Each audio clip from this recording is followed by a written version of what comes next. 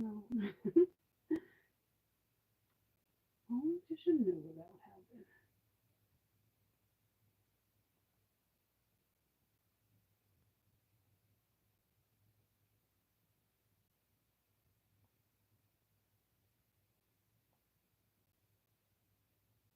Let's see.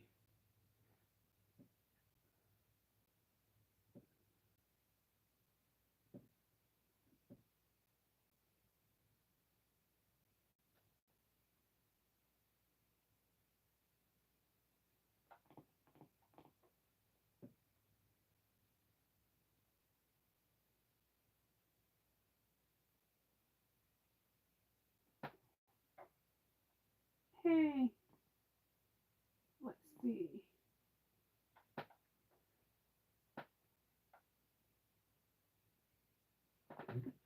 All right, I think it's an okay shot because you can see what I'm sewing and I can still see your comments. All right, so I'm doing the Reporter Sling by Kandou Patterns. This pattern you can either do a messenger bag or a sling. I'm going to do the messenger bag. I have yet to make the sling, even though it's requested for me every single time I'm at a craft fair. I don't know why I haven't made it. Um, it has a lot of components, but doesn't. It's a interesting pattern. Let's get it started. Let me see if I can. I don't have affiliate link, but I want to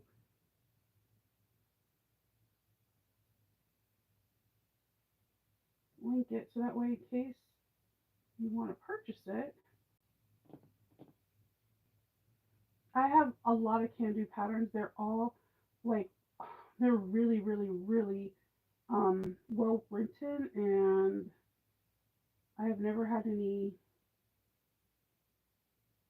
issues with anything there.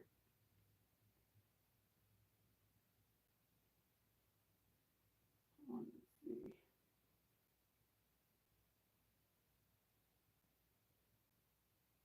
There it is. I'm gonna. She has an Etsy account.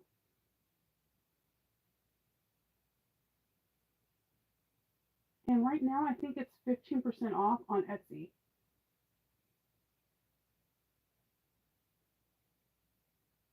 There you go. Okay, can you guys hear me?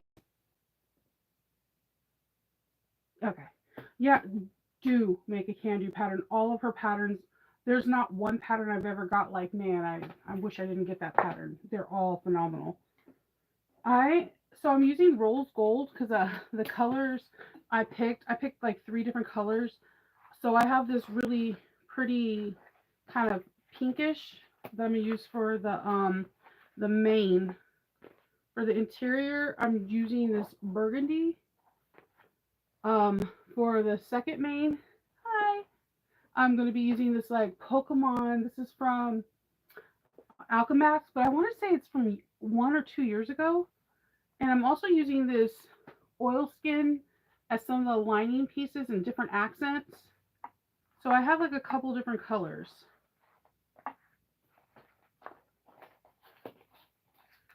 I'm not using binding, so I'm going to put together the strap first. I'm not using binding. I'm not using webbing. And I had no 1.5 inch rings, so I'm going to be using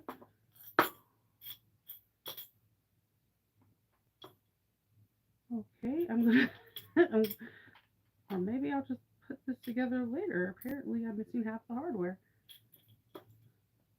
All right, I'm just gonna do this part later because it's not a Shinola video if I'm not missing something. I just could have sworn I took out all the components, but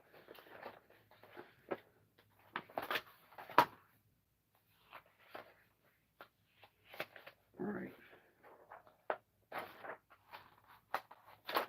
So there's a little bit of prep work, not a whole bunch. So I'm doing a version A if you have it, and I need to grab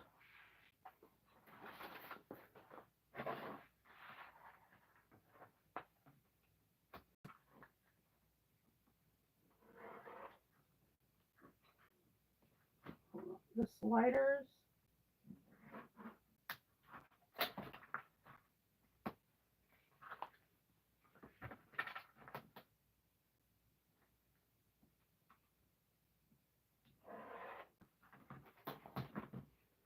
All right. And I'm using this really pretty thread from Amon, but it doesn't have like a name to it. It has like a pinkish gold hue, and I usually it's my to go to if I'm using anything rose gold. There's some orange tints to it as well, but it blends really pretty with pink or rose gold. Hi.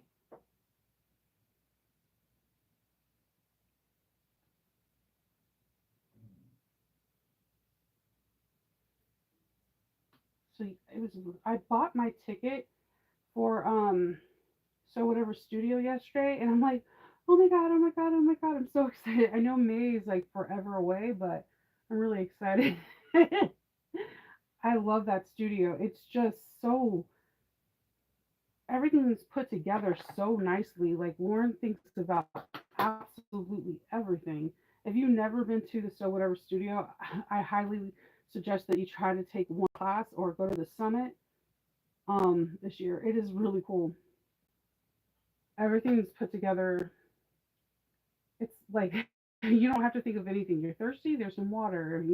If you're hungry, there's a coffee bar that has a little bit of snacks. And every ruler known to man is there, and double-sided tape and heating press, everything. Your own cutting station.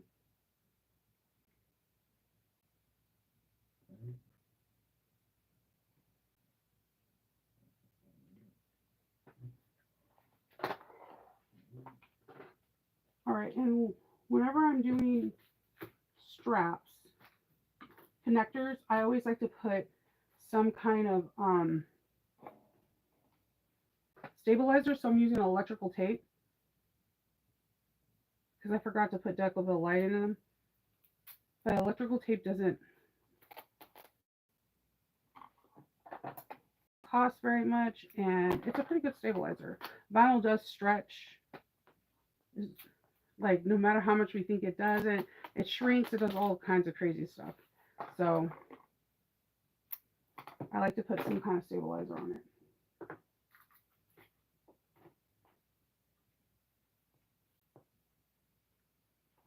So I just put electrical tape down the middle, and I'm putting 1/4 of an inch tape down the center.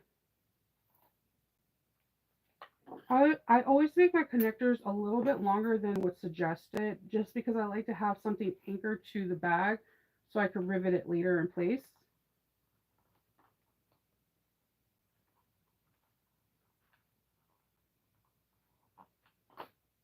This this vinyl is super thick, like super thick, and the backing is very interesting. It has like a kind of like a meaty texture. I don't know if it picks up on the camera, but it's very interesting vinyl. I got it from Sam's Creations. They're in Canada.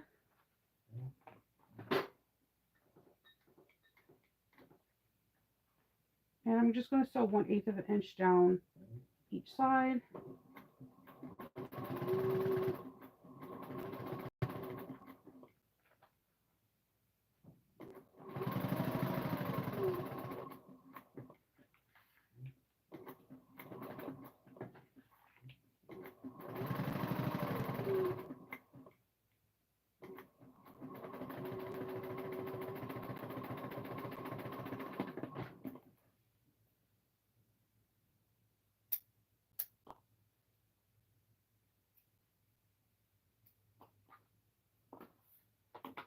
And you could see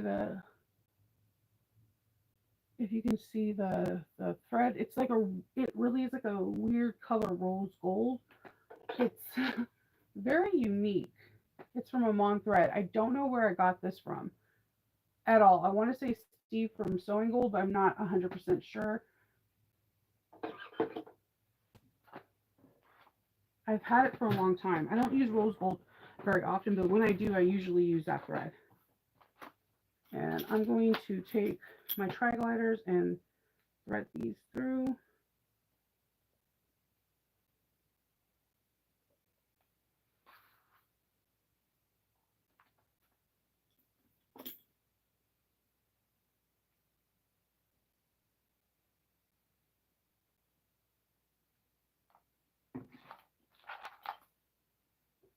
Good morning.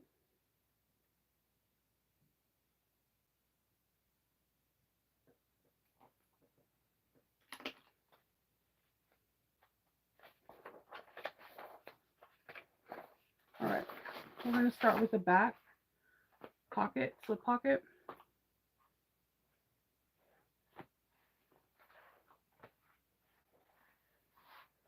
All right, we are going to stitch across 3/8 of an inch. I'm sorry, I did not know my phone was going to ring. Okay, let's see. It's been glitching. Oh yeah, and it's not the whole roll. Like you'll put it down, and then all of a sudden, it sticks to the bottom layer, and just the paper comes up. I don't know what that is.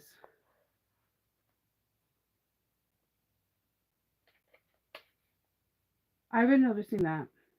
All right, so we're going to have a seam allowance of 3/8 of an inch. We're going to cut some decorative light, and we're going to fuse it down, or in my case, tape it down 3/4 of an inch down from the center. So I'm going to just take one of my of an inch down.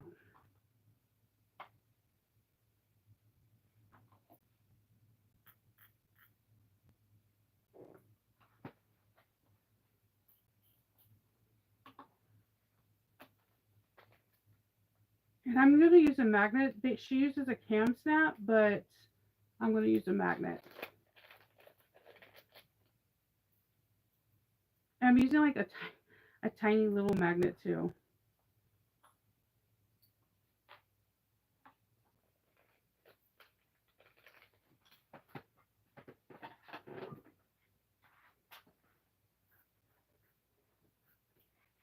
And I'm just going to grab some bouncy foam.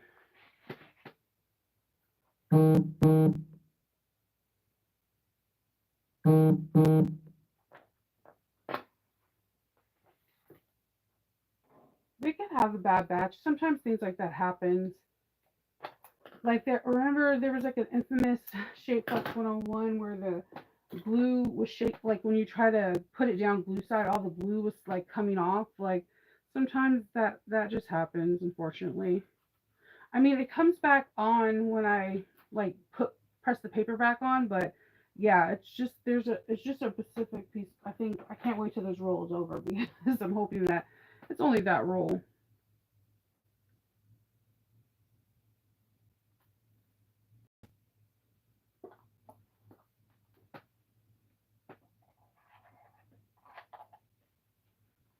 I'm gonna use a seam ripper and make my slits.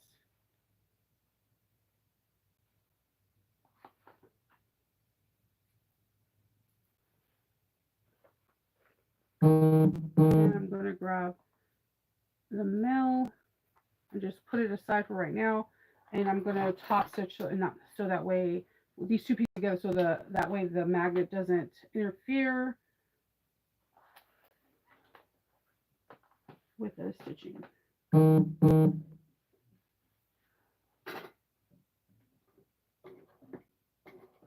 Back stitch with every thing because this is a bound bag, so nothing's getting trimmed away. So just secure the stitch.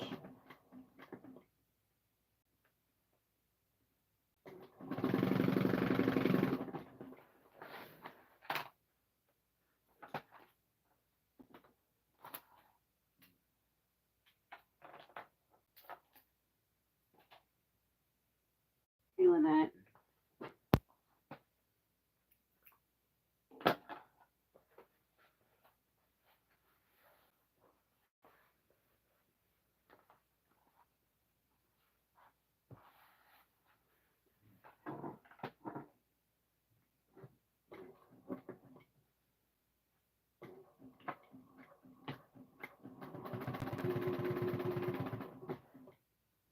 So in this pattern, it's asked you to top stitch like at 1/8 of an inch and at 1/4 of an inch.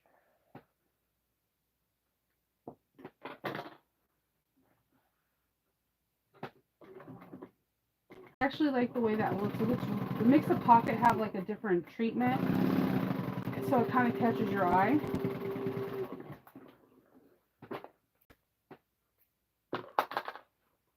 Like that. And then I'm going to get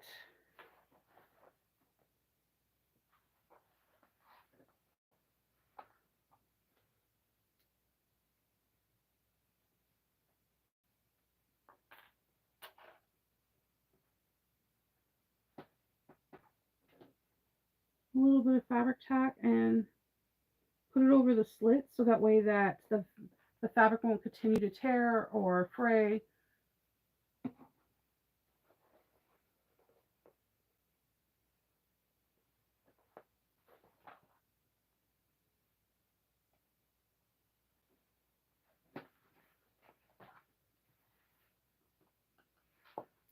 Pull the prongs onto each other so that way it can stay secure.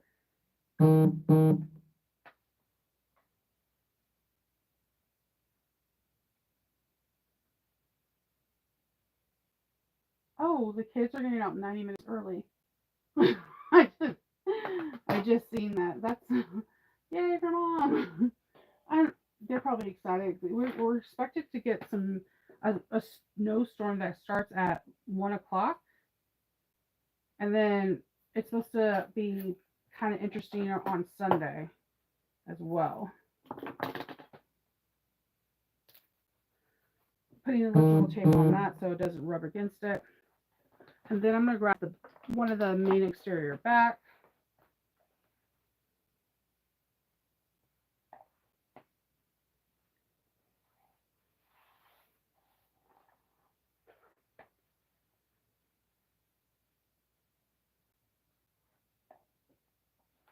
And I'm just going to press where the magnet is and then try to make a mark.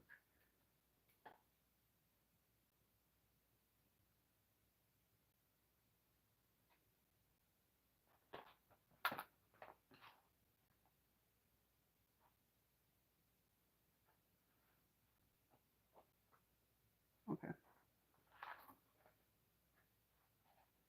It looks really cool with the 24 line snap, but I'm missing one of my dies. I need to clean out my first drawer with all my dies and organize it.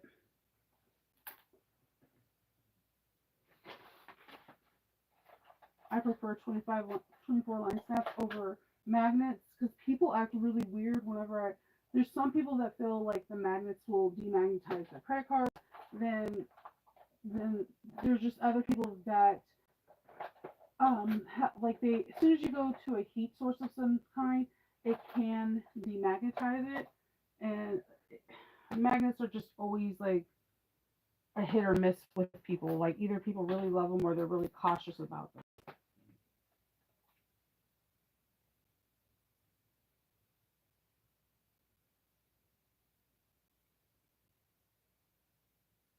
Oh yeah. Yeah, I love the double stitches. I like the way it looks.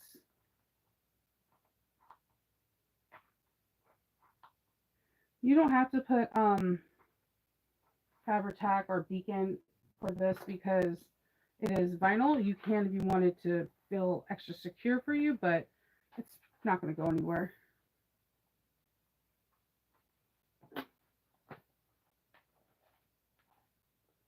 I am going to put electrical tape on this side though because we're going to bind it so the lining piece is going to be directly on top.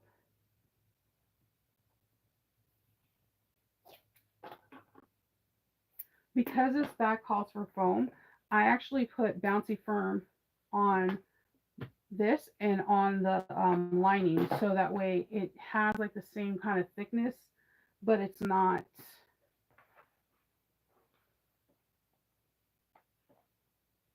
the same. All right, and let me paste this together.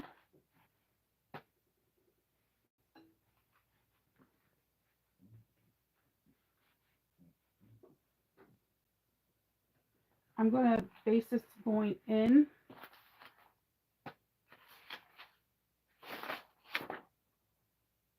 About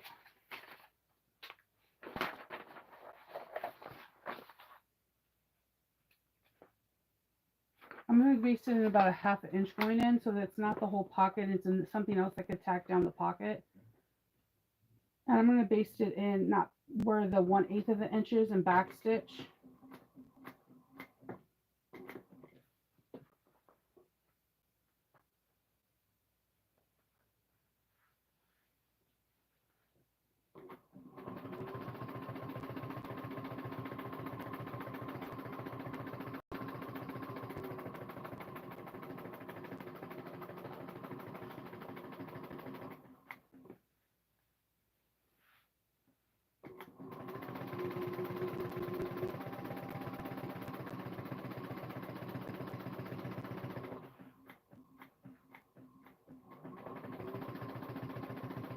And then when I get to the 1/8 of the inch mark, I'm going to go in a ½ inch and back stitch out. And the only reason why I do that, it just anchors it. I mean, it's going to be bound, so it's going to be a sturdy pocket. It's just like the magnet is only in the middle. So you don't want this part just to kind of gape open. So if you back stitch, it's kind of making it like stay flat against the back property. The back. I don't think where I'm going to put my magnet. Let's see. I don't know. It's electrical tape is just plastic, the one that you can get at like a car shop or like Ace, or you can get it at Walmart.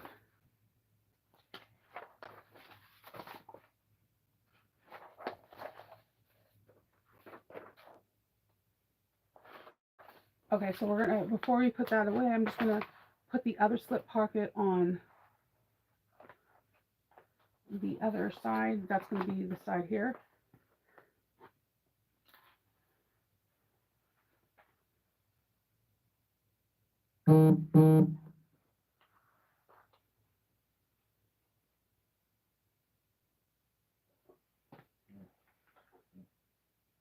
Three-eighths of an inch.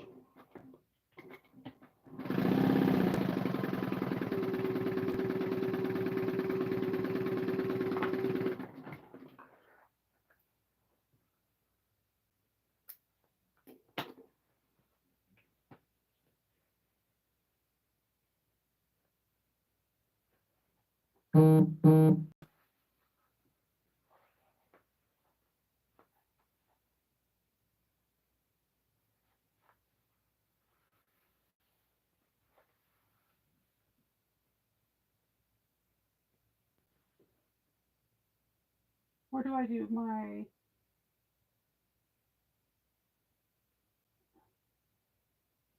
I do my lives for my workroom is in the basement. I'm a basement dweller in Maryland. We're I think if everyone on the East Coast is expecting this storm, it would have been nice if we had it during the holidays, but it's okay. That's typical Maryland for you. I was like, why is I'm getting the alert from Howard County, and they were like, oh, all the kids are getting out 90 minutes early. And I'm like, so it begins. So most likely they're going to implement on Sunday, like the kids go 2 hours late, right? And then we'll, like, right when they're getting dressed and we're about to head out the door, they'll be like, there's no school. I'm like, you just should have said that. We all could have slept in.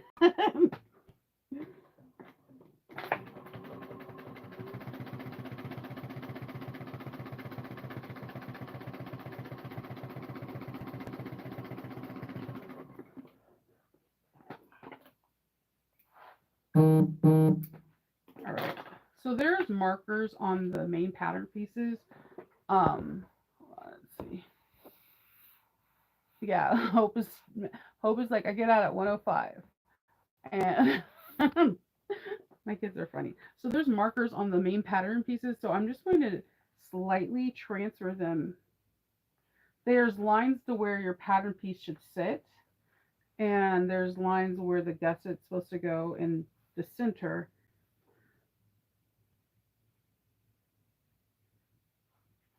I love that that we get all these lines. It just helps later on when you're putting everything together.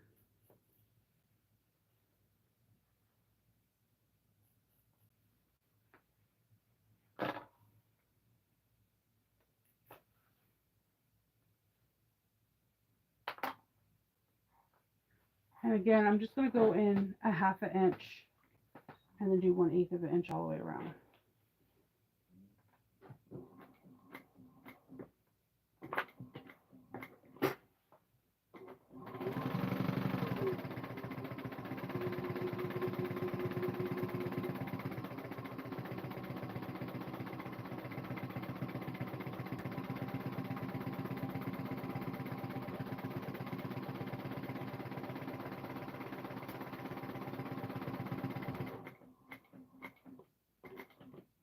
Go in about an inch.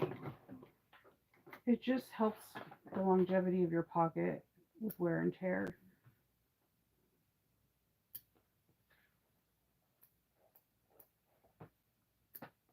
See, if you see I go in, it's the same thing. If you follow any of my tutorials, I always mention bar tacks and back tags. It just really does help with your bag. I think I do not have a name tag.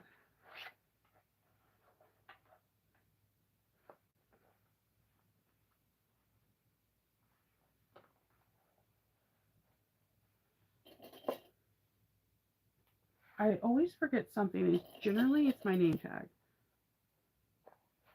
Like I'll grab like a cute little tag like this, but never my name tag.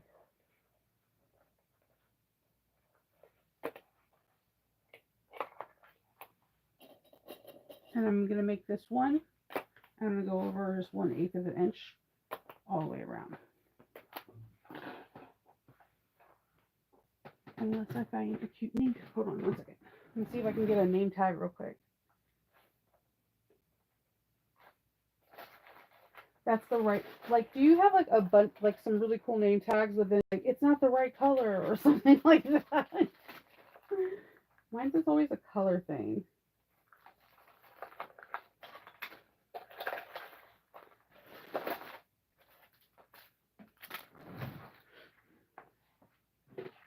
All right, let's see.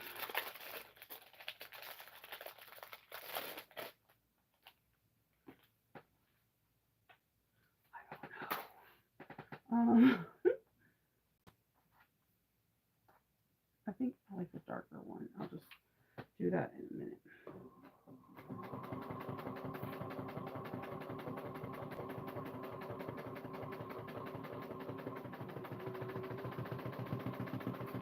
See, we're already done with 2 sides. So we just have to do one more interior and exterior, and then we do the gusset. That's why there's something like really magical about Kandou patterns. They look like they're really time consuming, but somehow they come together so effortlessly, so organically.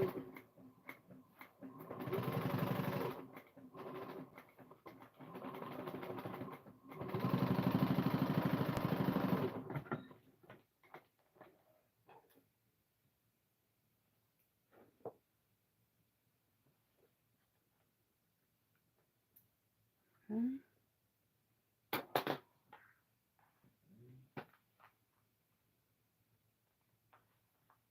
Oh my God, I don't know which one I want.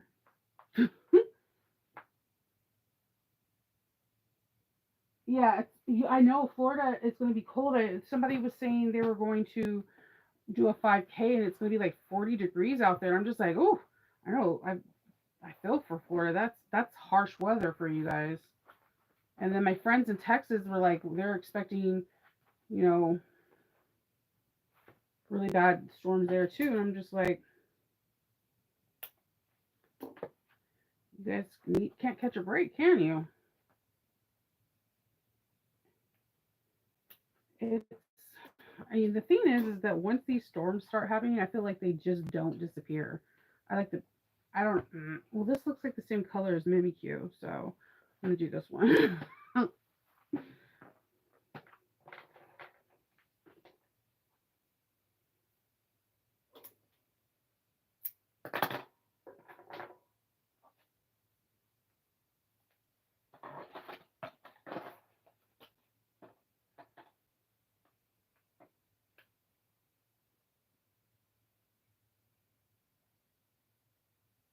I'm going to go 7/8 away from the center.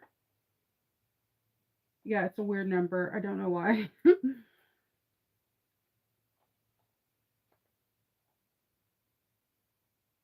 But we're going to be taking 3/8 away once we bind it. And it just looks like it's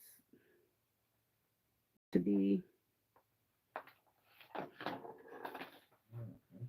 And let me base this, not base this on, sew it on. And I'm going to back stitch.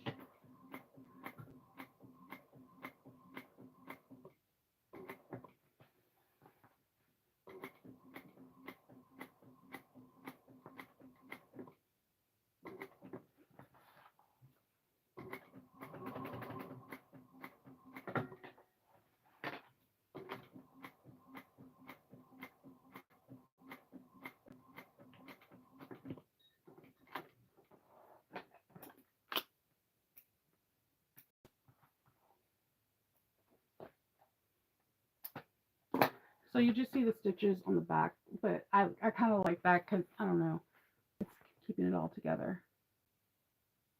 Yeah, it's a bound pattern. Yeah.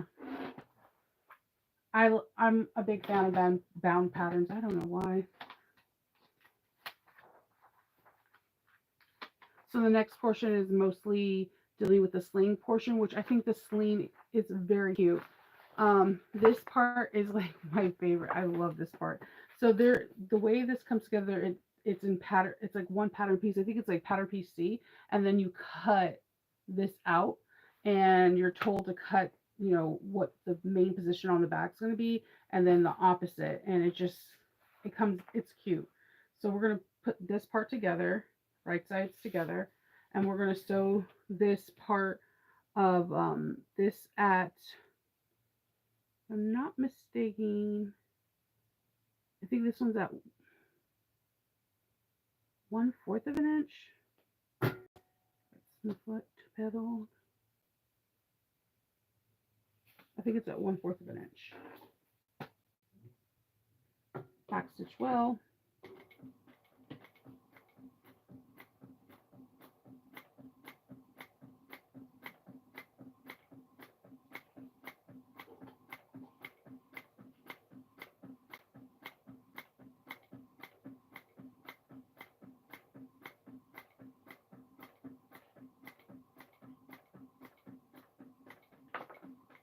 All right, so in the pattern, she asks you to cut, to make little snips into this area every like 1/2 inch to make it flat. I just wind up using pinking shears. It makes your life a whole heck of a lot easier.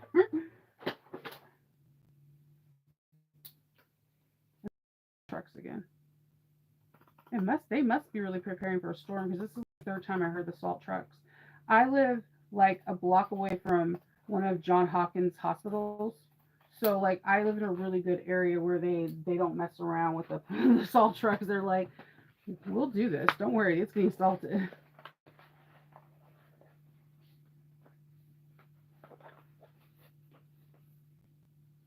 Now, the only issue I have owning this place is that my house is a quote unquote historical house because Columbia was founded in like 1971.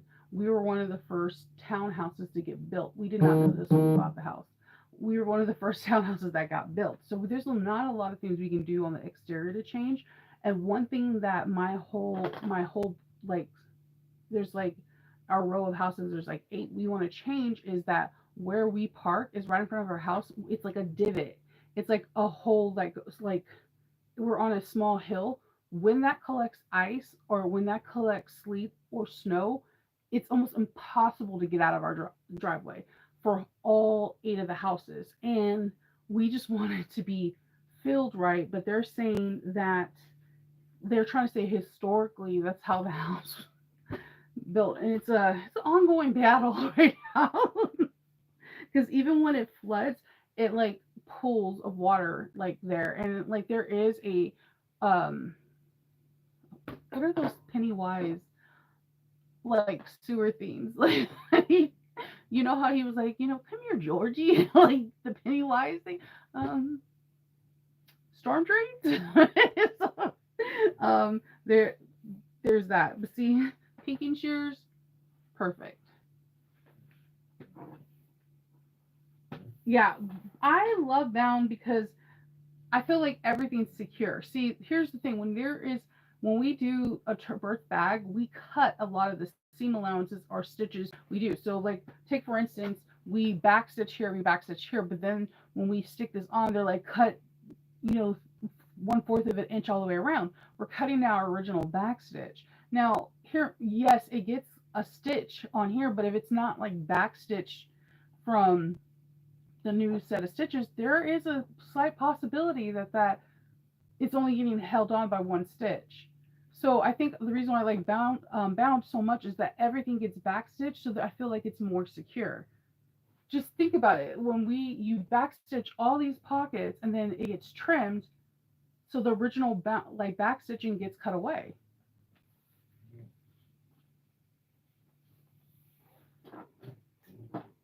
Don't get me wrong, I like birth too, but if I have my preferences, it goes like bound then birth. I kind of like drop-ins too. I don't know. I don't have a problem with either.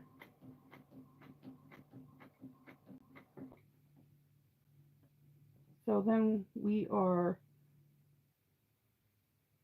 top stitching this just at the curve. All right. Oh, and this is where they place their name tag. You can place it there too. It's a good. They do it 1 1/4 of an inch. It's a good area to place it. All right. So we're going to grab one of pattern piece H, which I have on the table, I think.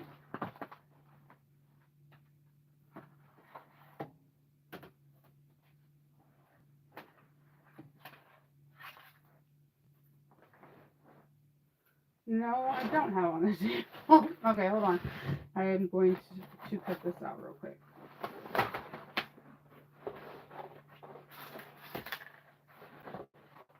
There I go, thinking I cut everything out, and no, I surely didn't. And it says on pattern piece E to cut 1 3 of lining.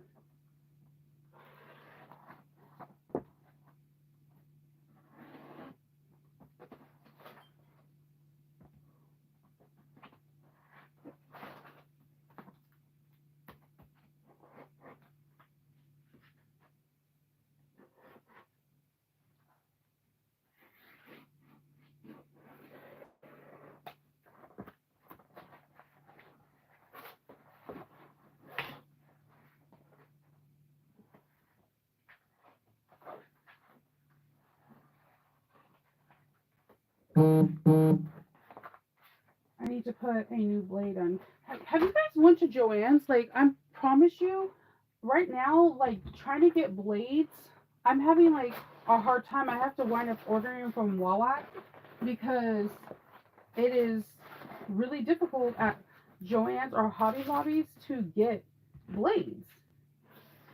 Rotary blades? I don't know why. I don't know, maybe for Joann's, maybe they're trying to make their own brand because I know they're like, that's their main theme right now is everything is going to be their brand.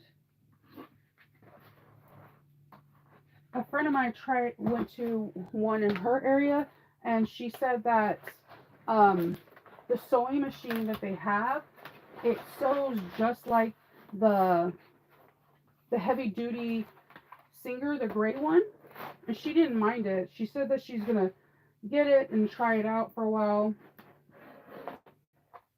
She likes collecting sewing machines.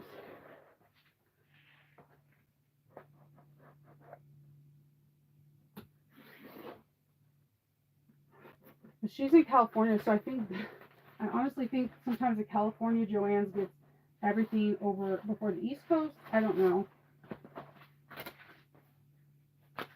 All right, so there's 3.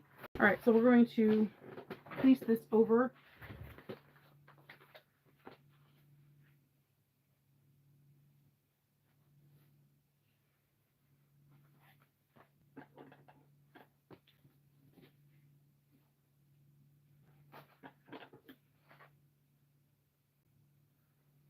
trim that.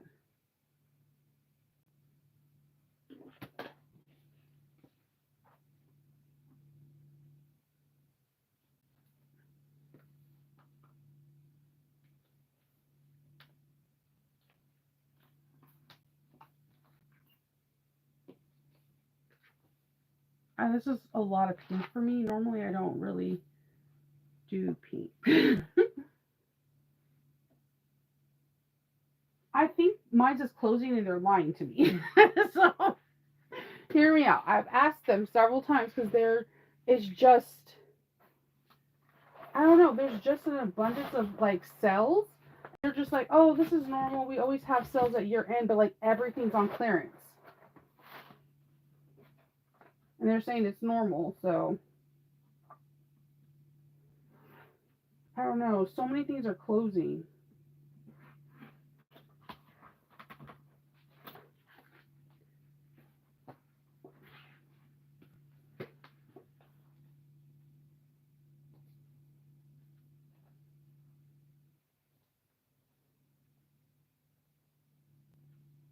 The reason why I'm saying that is the cash register person, she's been at my Joann's like forever, and when she asked me what I did, I told her I made bags, and she asked me like where do I teach it? I told her YouTube, and I go to retreats and expos and stuff like that. So she was like, where do I find you on YouTube? This is where I made a mistake. Okay, this is where I should have been like just said my name. She wouldn't have been able to find Shanova because most people cannot pronounce or spell my name correctly. And it's a loving and hateful thing, right?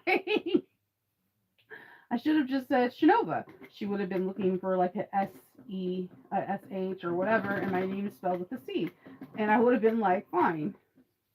No, I told her it was That's So Nova. So she tuned into the captain's log about me ranting that my Joann's doesn't ever have the right kind of fabric. And then the situation with the I said that the gentleman didn't understand when my daughter said, "Oh yeah, can I get 1/4 of an 3/4 of a 3/4 of a yard?" And she just like was like was kind of side eyeing me a little bit, and I was like, "Damn it!" So we're gonna go 1.5 inches and put this here. And I'm going to put this cute tag. And this came in the sewing blurb box.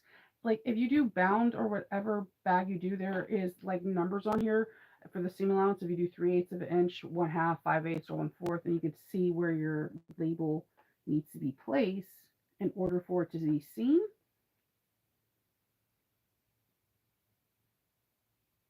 Which I think that is the coolest thing. So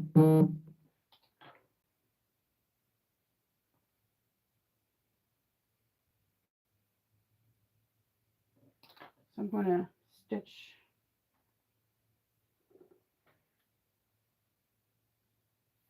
place this little label in place real quick.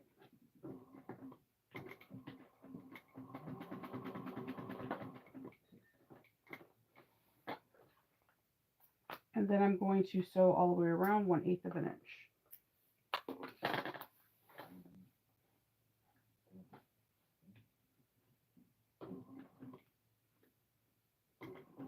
I felt bad though, but I wanted to give my honest opinion about that because it threw me off because I would for sure think I understand like Joann hires like holiday help and whatever, but I just thought for sure if somebody was at the cutting counter, they would know. You would need to know like 1/4 of an inch, half a yard, 3/4 of a yard, things like that. Not like I can get it if someone asks for 7/8 of an inch, like you're like what the heck. But like just like the 1/4 of it, like inch increments, but no.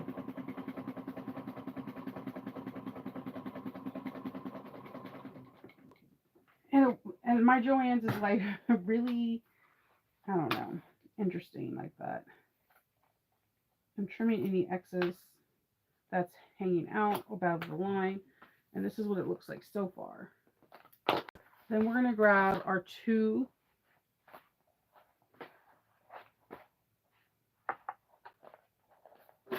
zipper placement.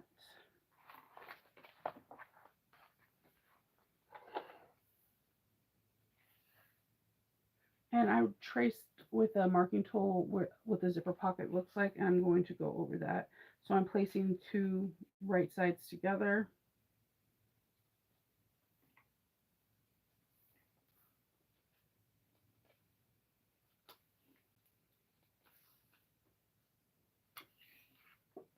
And then I'm going to just do the stitching across and go from there, back stitching well.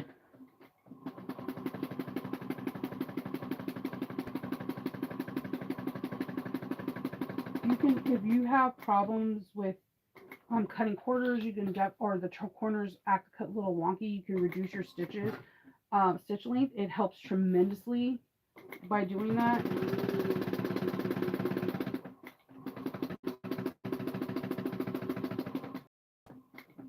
I still don't know how to do the 2-line magic Houdini thing that I see a lot of people do.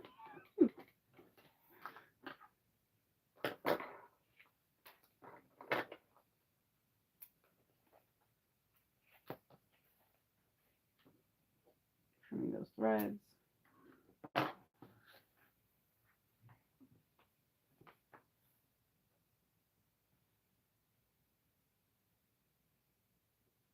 Yeah, okay, so the Hobby Lobby people, okay, hopefully none of them are. Okay, see, Columbia is really small, like, but we have a lot, and like the thing is that everybody knows everyone in this town. So my Hobby Lobby has a great fabric selection. They actually have great stabilizers, ribbons, webbing, the whole 9 yards. They're just super aggressive when they cut your fabric.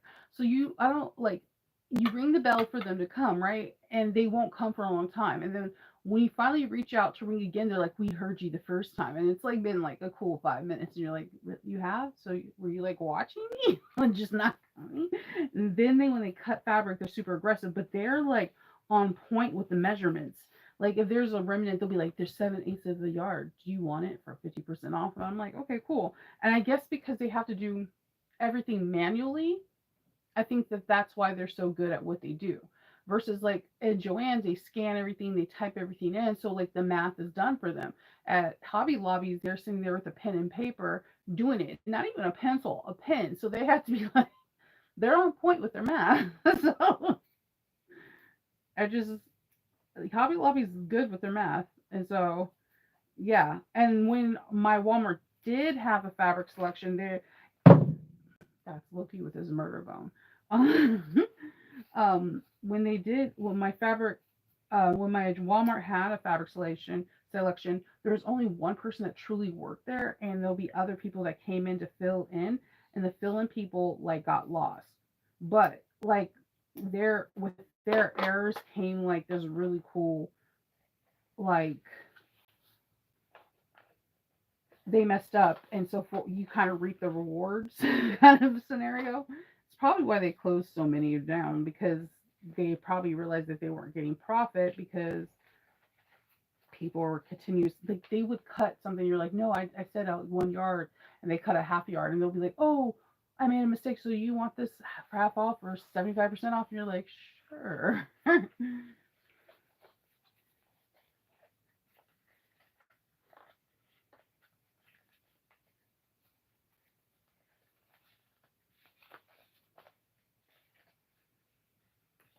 I miss my my Walmart having a fabric selection though. When I went to Texas, I stayed with my friend, um, and for during one of the Sew Magicals when it was in Texas, and they had like Riley Blake. They had like some like name brand fabrics, and I was like, wait, we don't have this. They had like Laura Ashley. I was like, what? Wait a minute. Her Walmart was so big compared to mine. I was like, wait, this is not fair. I was like enamored with it.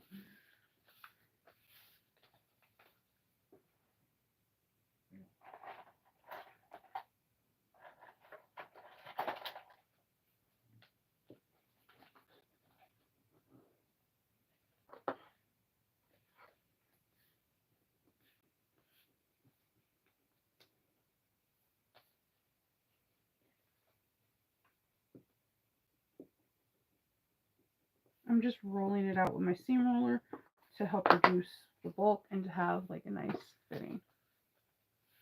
I've never been to Hancock's. Like, so when I came out here and I started getting the fabric sand, everyone was like, you need to go to a Spotlight or a Hancock's. Never been to those. I always wanted to. So I'm going to use this. I hate, but I love this zipper tape. It's kind of see-through. Two, the look of it makes my throat itch. Like, have you ever seen fabric that you're like, if it touched my skin, I'm going to have allergic reaction? That is this. It is this.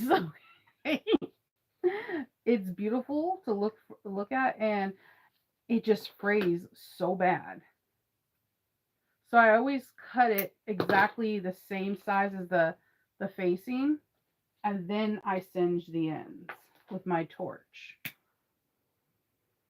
You see how it just goes up in smoke on fire?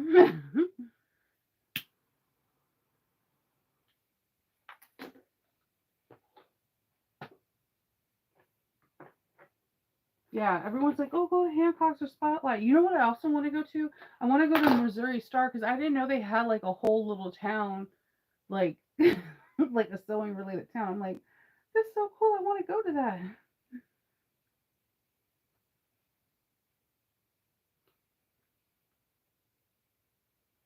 Also, I want to go to like a huge quilt show and like accidentally run into Tula Pink. Like, hey, what's up? I've been following you for a very long time. I'm obsessed with your designs. Let's be friends. I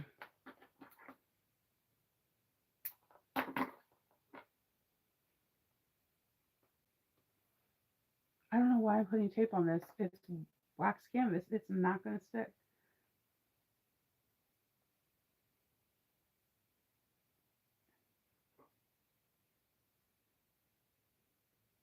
So yeah, we're going to get creative with this because it's not going to stick. That should not deter you because there's always, when there's a will, there's always a way.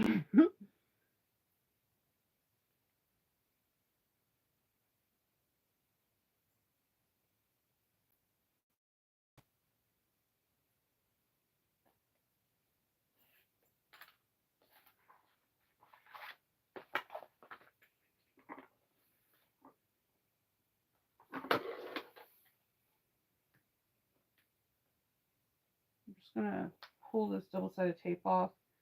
When it's oilskin or wax canvas, the glue aspect doesn't work. It's just because it has a waxing on there that literally repels it. So what I'm going to do is I'm going to do this the old-fashioned way. I'm going to put the wrong side of the zipper tape on the right side of the pocket lining.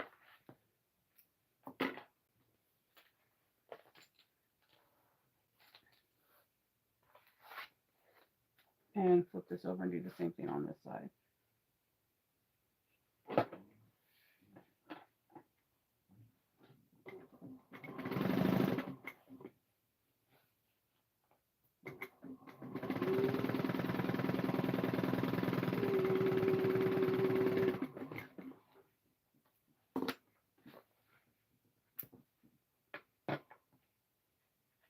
You used to have a best upholstery fabric. If that's, yeah, I hear things like that, like it has like awesomeness. So the plus side about it being wax or oil skin is that it stays in place. So what I'm going to do is I'm going to place my fabric over here. And remember, I told you I made the zipper the exact length of the zipper, the exact length of the zipper facing. So I'm just going to, once I get the zipper how I want it to be positioned, I'm going to clip the zipper facing to the lining pockets, and then I'm going to sew around it. And I'm going to back stitch on each one of the zipper teeth on the sides, so that way we create a zipper stop. And it becomes not only functioning, but it also helps prevent. And as you can see, like, it's lined up really nice. You can go one step further. You know, if you feel like it's going to move a lot, you can pin it. I know you hear mixed things like that, but it's still cotton at the end of the day, and you can remove any holes by just rubbing your finger over the wax. Then the heat from your fingers will just come, like, remove it, but it stays in place pretty well with a couple of clips. So I'm going to start at one side, about a little bit over 1/8 of an inch, back stitching well.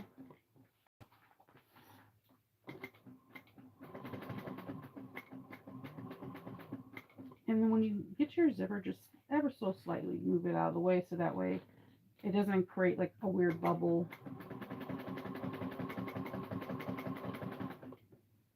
And if it shifts or anything, just stop with the needle down and reposition it.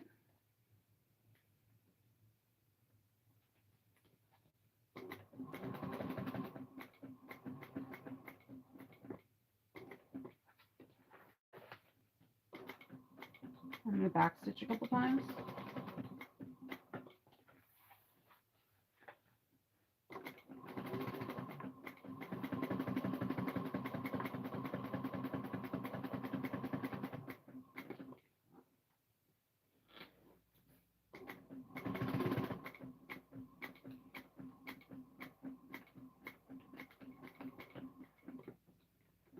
All right.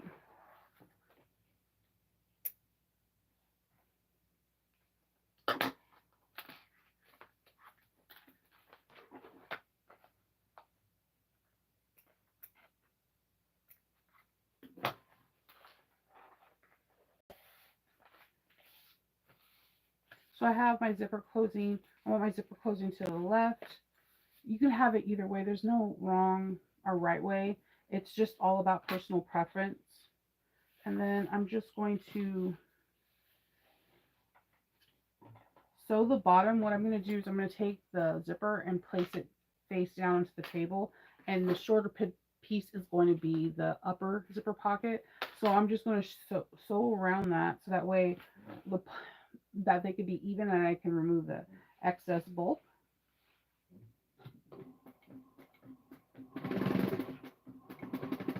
I'm just doing it 1/4 of an inch above.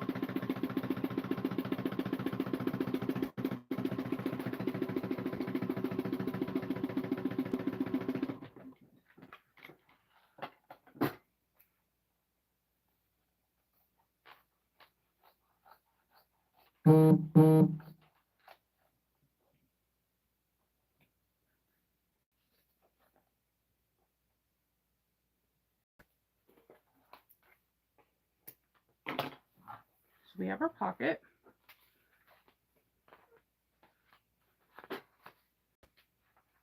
We're going to take this and we are going to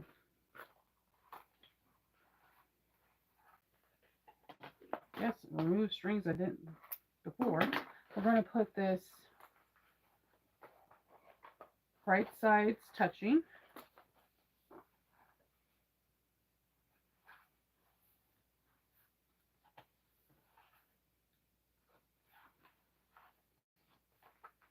And we're going to sew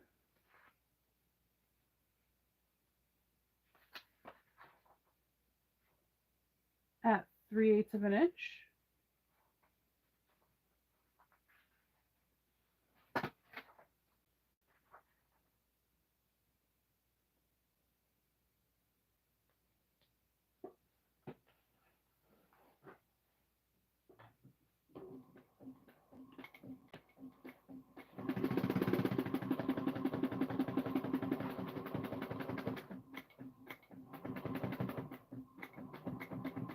And if you want to back tack over where the swivel hook is, you can. It's not gonna go through a lot because it's on the bag. It's not like someone's gonna hold a lot of keys there, but if you want to, you can. I'm going to push the seam allowance up towards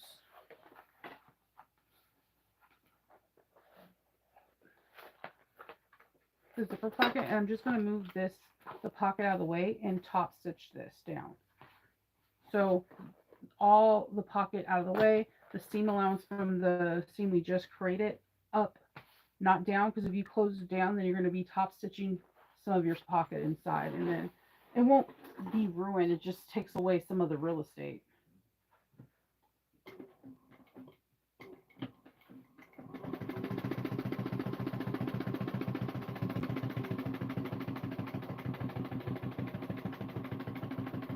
And if you accidentally leave a pocket there, then you're going to close off your pocket, so you don't want to do that.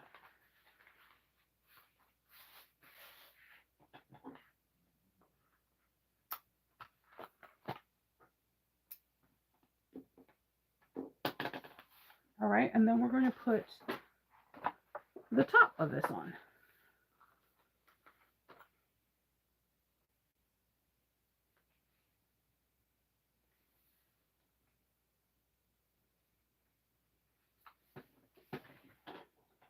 Three-eighths of an inch.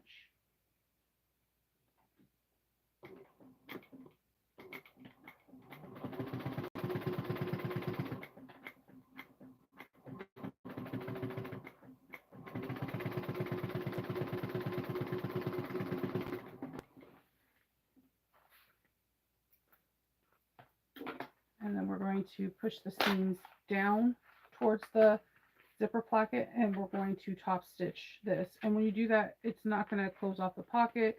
It's not going to interfere with the pocket whatsoever.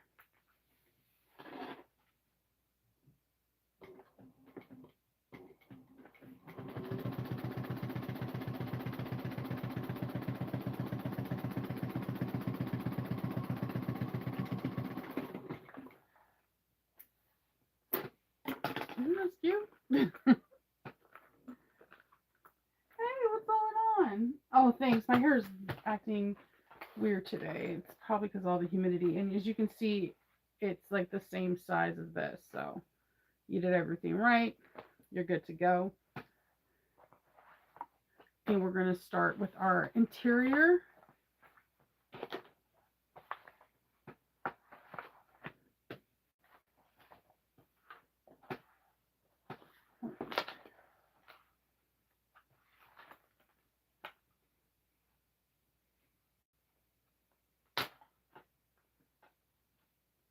Okay.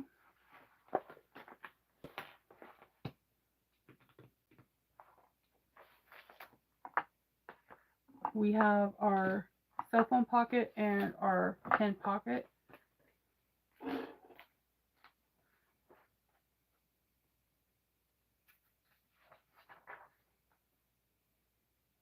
So we're going to fold over our pockets. We're going to fold them over by 3/8 of an inch. So take your, make sure you have directional, and put your a ruler up onto the top part, and we're going to measure about 3/4 of an inch down.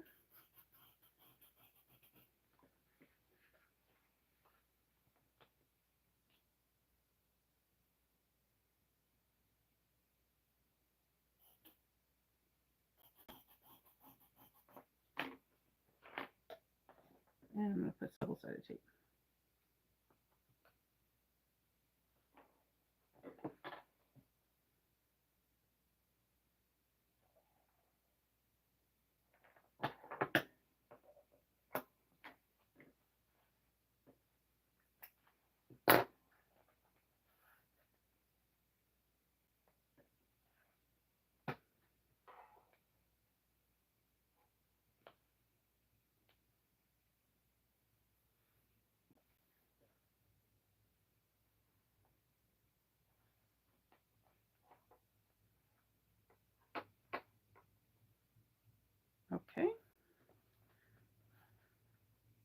Then we're going to sew down each side um,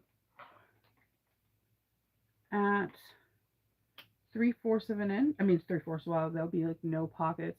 3/8 of an inch.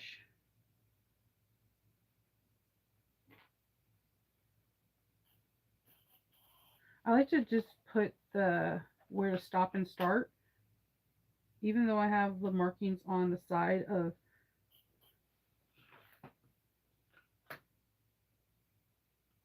on my even though I have the markings on my sewing machine, it just that those pivotal points to pivot just helps tremendously when you have the area that you want to stop at. You can do this even if you want a slightly bigger pocket at 1/4 of an inch. And if you don't want to do this pocket, you can put whatever pocket you dream of in there. There's no wrong or right way of doing something.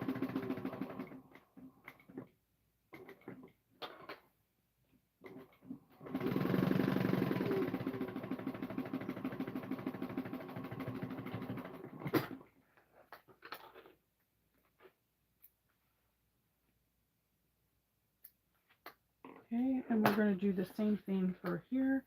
This is the pencil one.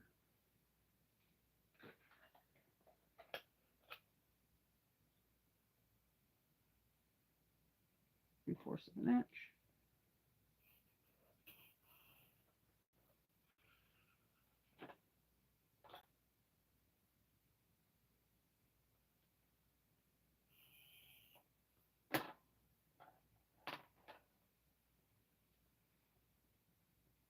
I like that there's a pencil.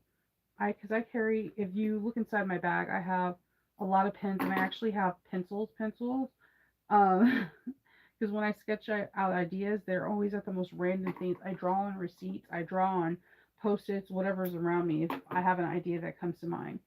So I have pencils because, you know, you can erase, but I also have like weird pens, like gel pens, Star Wars pens, whatever. So this kind of bag has my heart because it has an actual area dedicated for pens and pencils. And I'm like, that is awesome. I think this is a really cool back to school gift or, um, graduation, going to college gifts, or just a lot of different things, especially, like there's a lot of people going to be graduating in May and June, and if they have like an internship of some sort, then this might be a really nice gift to give.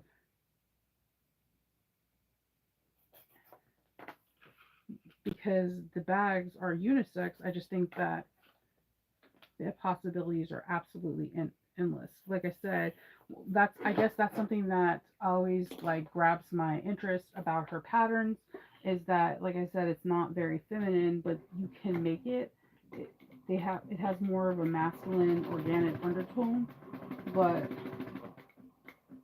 I like the fact that if you want to make it, you can make it more masculine or more feminine. Like there's not a lot of patterns you can do that because there's just not.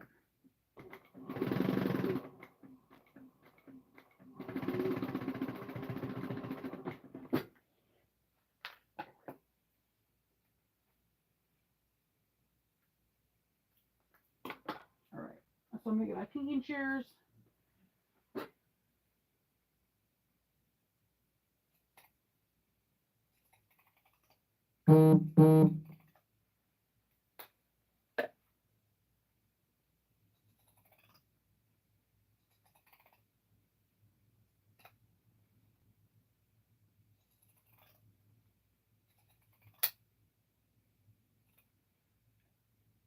And I'm not getting close to the stitches, but I'm getting as close as I possibly can without hitting the stitches.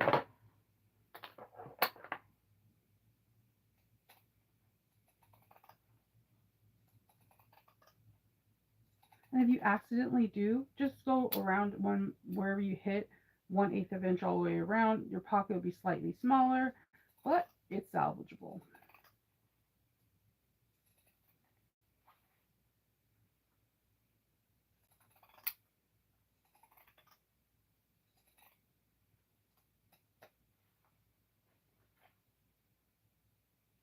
I have to clean. I need to dust these.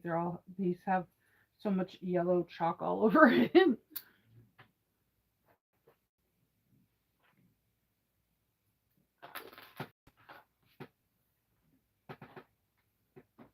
All right.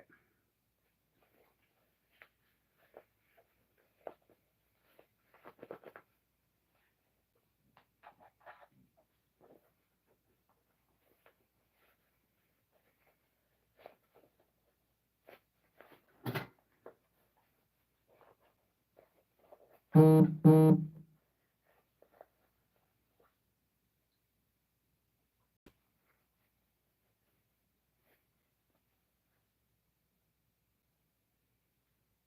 see.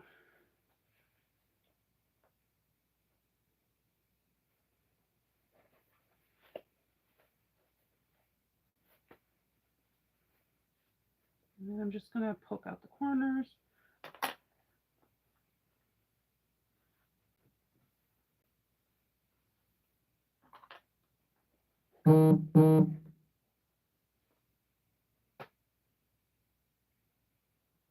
They're just sending out tons of weather advisories. I'm wondering if it's all these weather advisories for 1 inch of snow, I'm going to be really upset.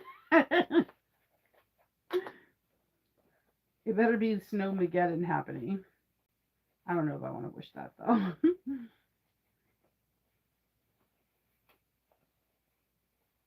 Or we better. I actually like when we get thunder snow. I know a lot of people. I don't. I guess before I moved out here, I was petrified of thunder. But in Maryland, thunder during the summer and spring is pretty common. So it actually like soothes me and puts me to sleep at this point. So when like the first year I was here and it started snowing, there was thunder snow, and it was the most beautiful thing I've ever seen in my life. So I'm gonna top stitch this.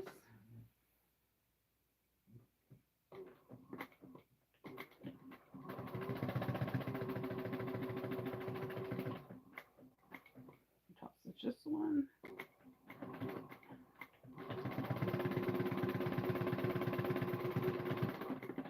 All right.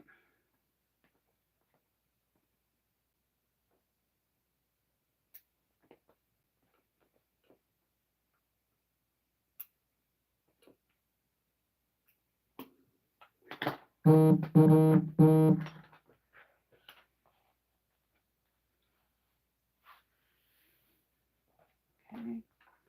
And then we're going to put the pockets side by side.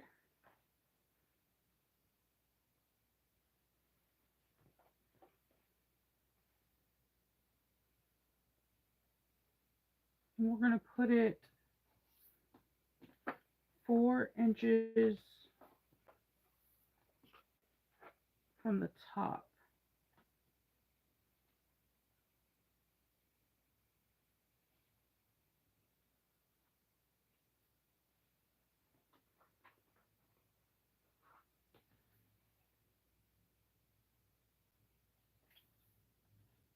And it has to be really close side by side.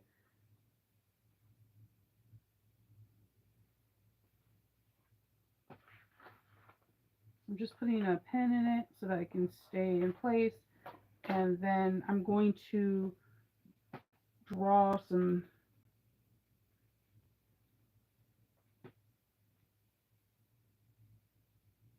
pin marks, like some for where the pin can go. Some lines I'm going to put in there.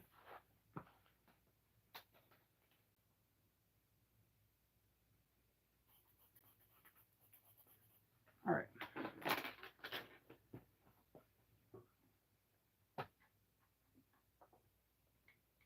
I think this is cool because you got the cell phone holder, you got a little bit of everything.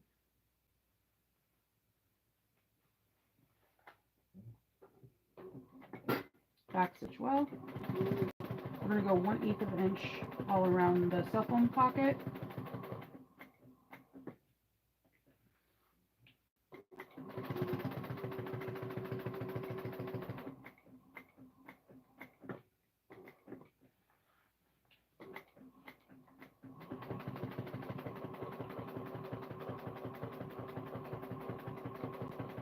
to back stitch. And what I'm going to do is I'm going to just pivot and jump on to the other main one. So I'm going to back stitch on here, 1/8 of an inch.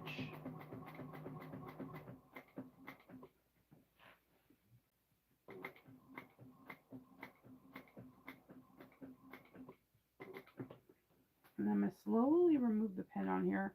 I don't like sewing over pins. I know some people have that they can do it. I'm going to go up and back stitch and then go back down. By going up and down, you're just giving it the reinforcement that a pen can go in here, or a pencil or whatever, and the pocket won't fill.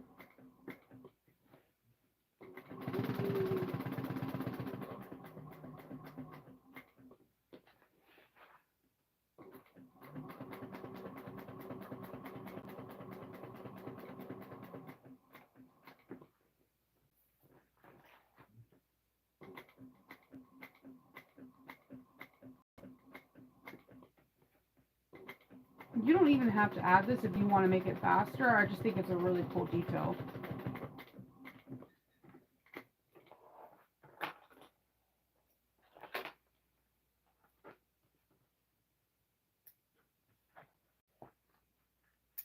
And let me take this pin out.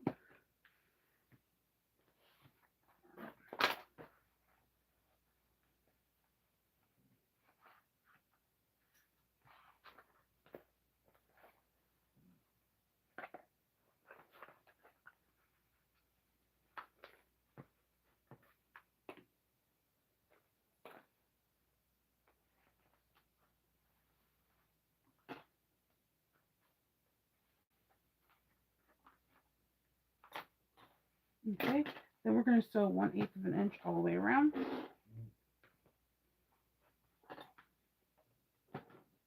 And then we're going to work on the gusset and we'll be done before you know it.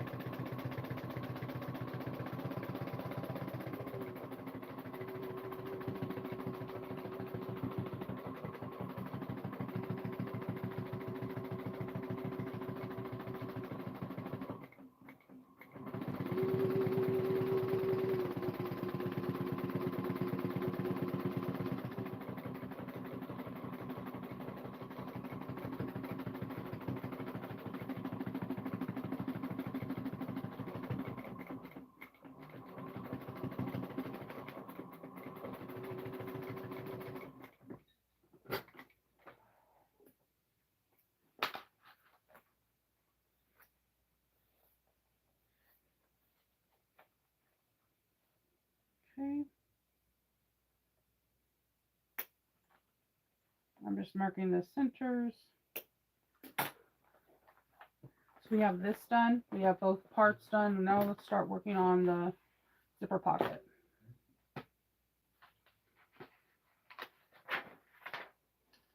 All right.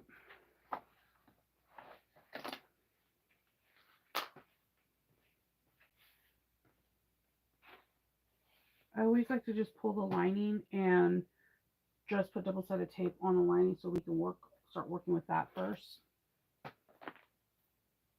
1/8 inch tape.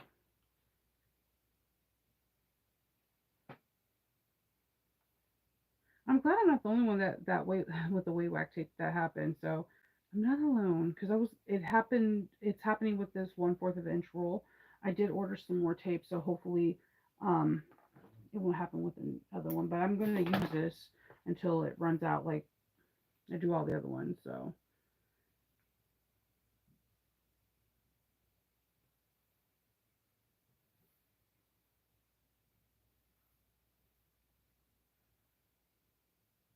I bet if you call them and tell them that they're like really sweet, and they will be like, oh my gosh, this happened to someone else. We didn't know it was, you know, blah blah blah. And they always say their name right, and it's like a secret, because as soon as they say it, I forget how they pronounced it. I don't know what is wrong with me.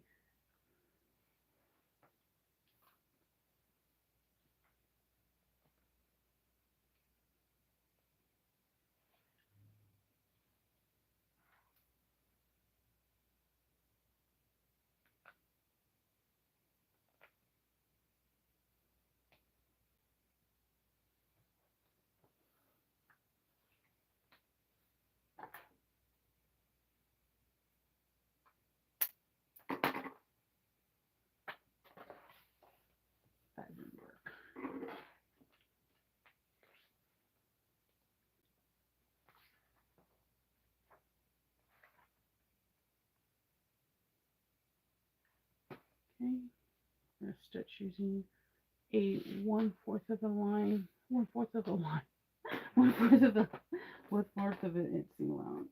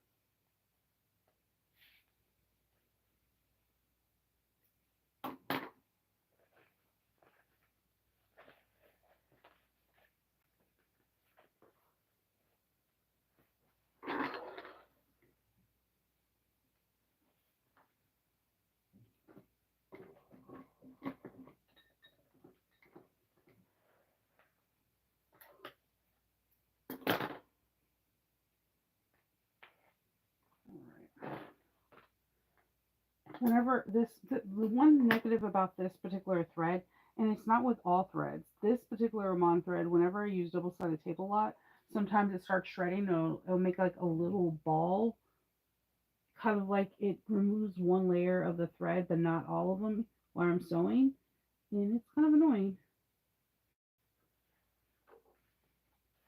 So I'm going to take the lining and put it up against the exterior, so wrong side's touching, and sew that down first.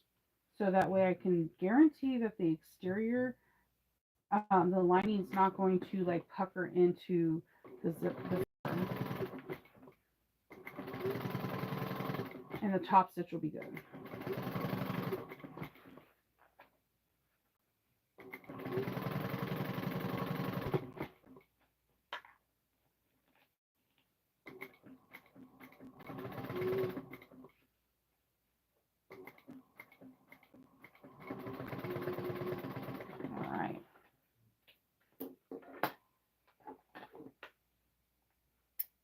Okay, now I'll top stitch it.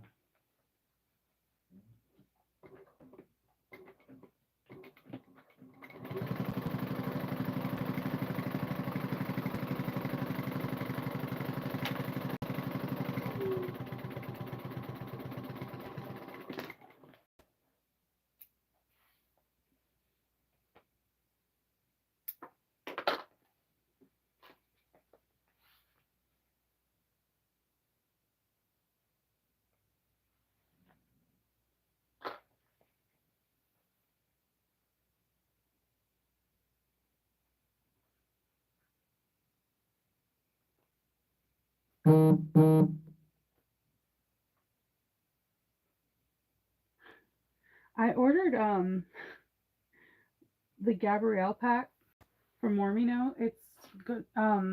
Brittany's new pattern. I ordered it like late last night, like at 10 or 11, and I just got notification that it's getting sent out. I don't know how they do what they do. I try not to question their magic capabilities, but yeah. I'm excited. That I want to make the cat Luna from Sailor Moon so bad.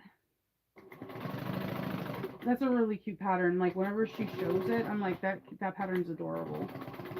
And I'm bobbing.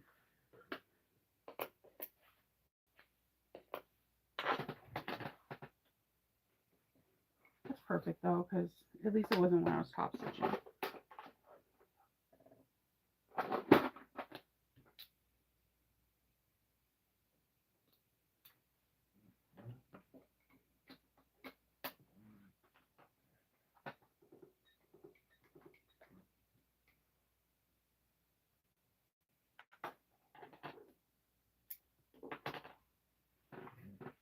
I think I was on Liz's live last night, that when I ordered it.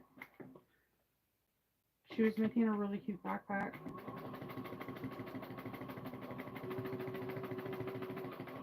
For her daughter, and the straps were adorable.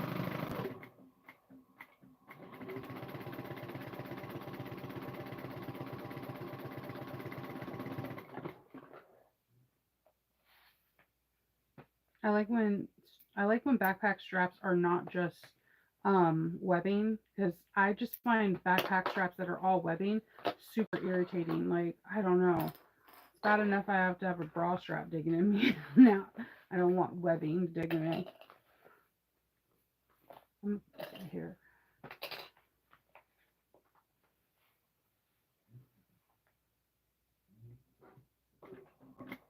And there it goes again.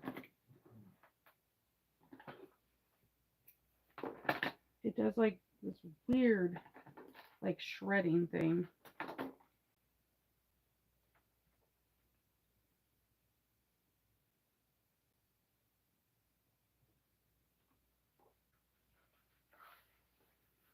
Let's see.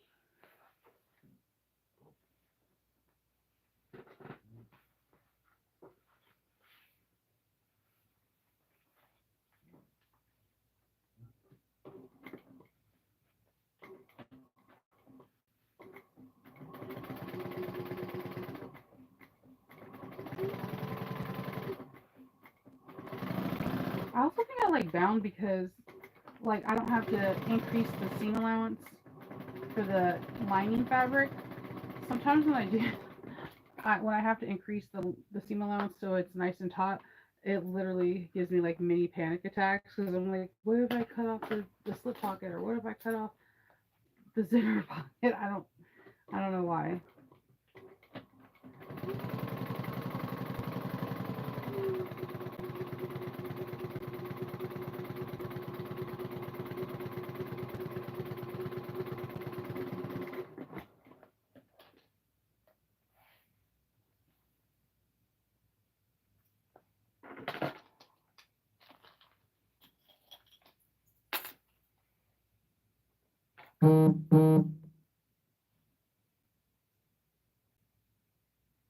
I don't know why that is though. Like, it is the weirdest thing.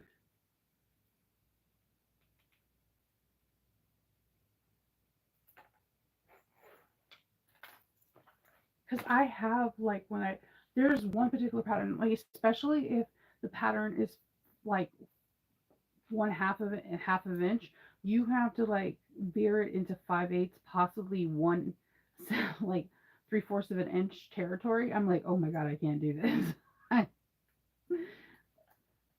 And then I feel like I'm wasting a lot of material. I don't know.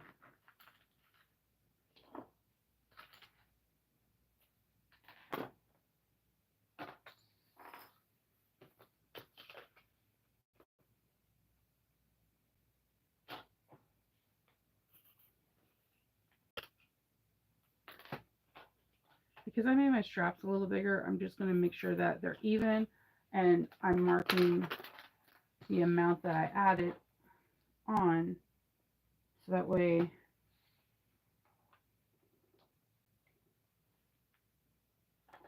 first I'm going to do this. I'm making zipper stops. Okay, so I made this really gorgeous ojima, so gorgeous, and I didn't do zipper stops. And the thing is, Country Cow Joe is really adamant about having like longer zipper tape or things like that, and I never understood why. I turned that bad boy, and somehow the pressure of flipping through that hole, because the zipper tape is only like from like here to here, my zippers came off. It took me all day to try to finesse them back in, and then hand sew the zipper stops, and then tuck the rest of the zipper back into the lining, and then hand sew that. So now I do zipper stops on every one, and then I just make sure I backstitch really well with everything that goes over the zipper, because I am super paranoid now about it. Hi, my name is Shinova, and that's my truth. I freak out about zippers, especially if the zipper tape has a tendency to fraying. Yeah, use all the stitches you can do. Anchor that bad boy on. Because some zipper tape does fray a lot. Like The one that everyone loves, like the stripe ones that will be like blue with white stripes. Those suckers fray so bad. So just create some zipper stops prior to putting it on so that way you can have that reinforcement, that peace of mind that everything's okay.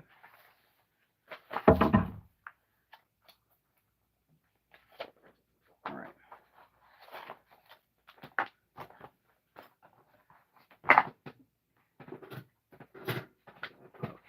Okay.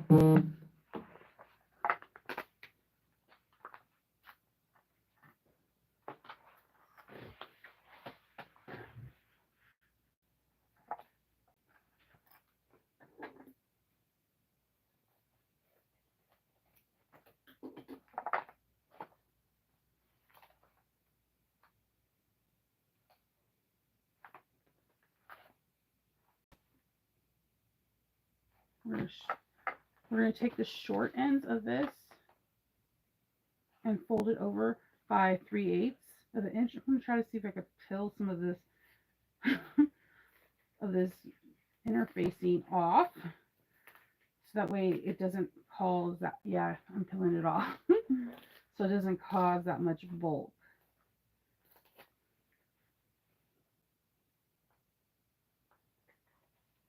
Sorry, you've seen me do it on TV, not on YouTube. If I can reduce bulk, I'm gonna reduce bulk.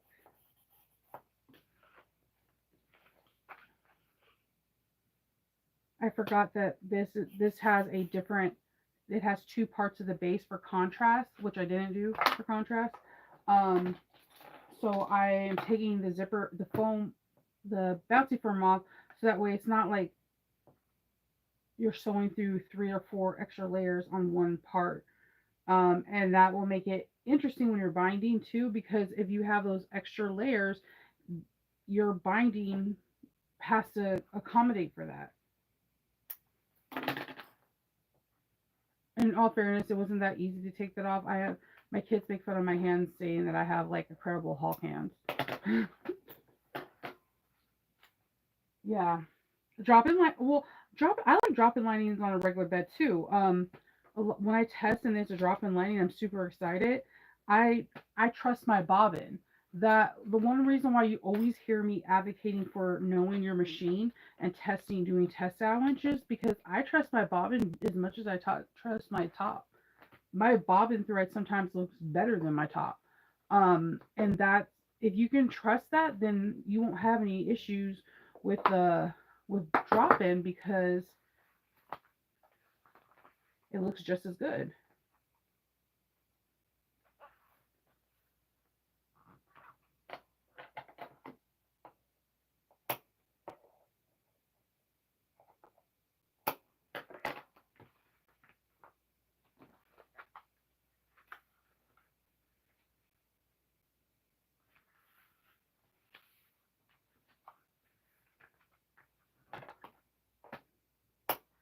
So like doing like a little sandwich ahead of time with the bulk and stuff, or areas that you know how many layers you're gonna go through, and testing the fabric out, you should be able to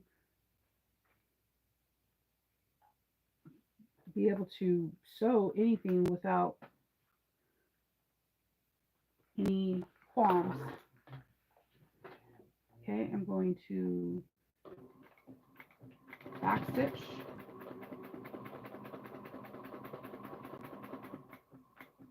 And I'm going to go down 1/8 of an inch.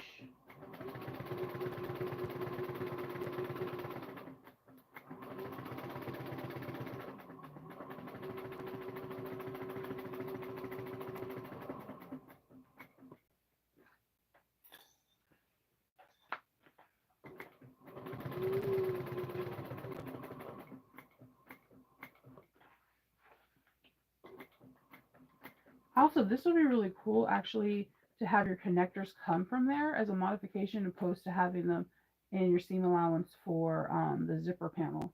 Just a thought. Like you could have webbing and it'd be secret through this because you have that panel covering it, and it won't be any bulk in your seam allowance because it's in the middle of the bag.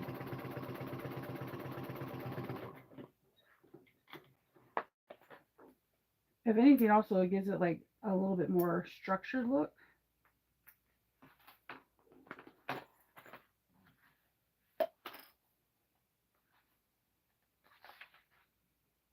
So we're gonna do this together at 3/8 of an inch.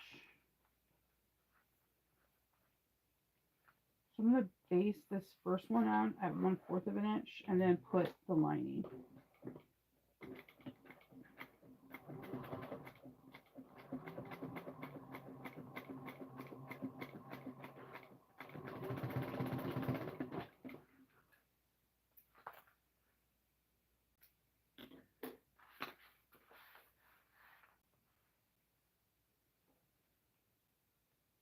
Now I'm gonna do it at 3/8 of an inch.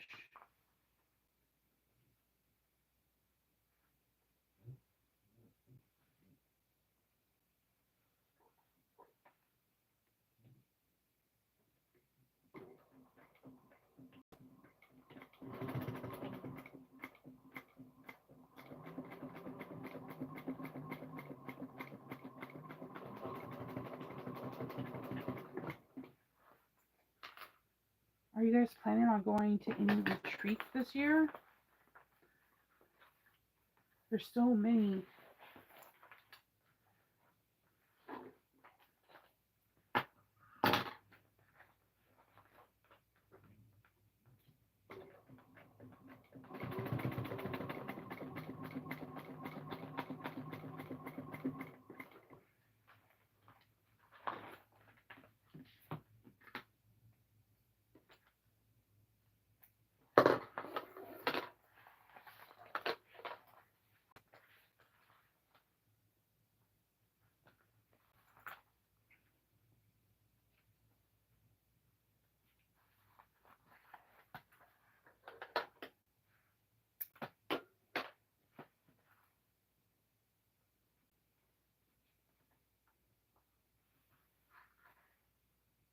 And fourth.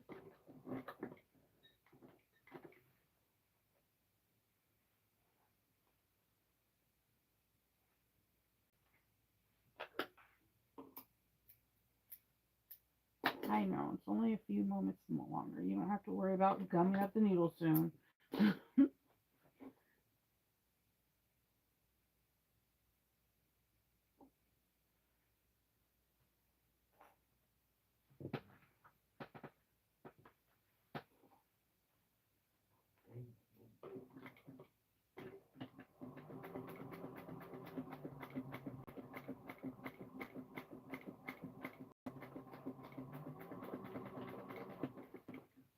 Let's see.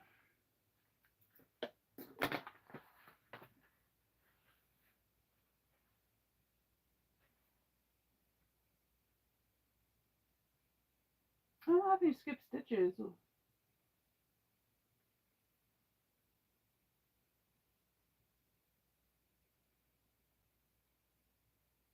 Hmm.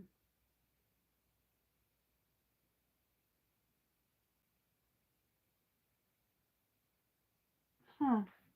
I only time I think. Wait, I don't know if I sewn on a Thor. I haven't. I don't think I have. I'm trying to think of. No, I did at So Magical, I think. But okay, so the thickness is not an issue on this one.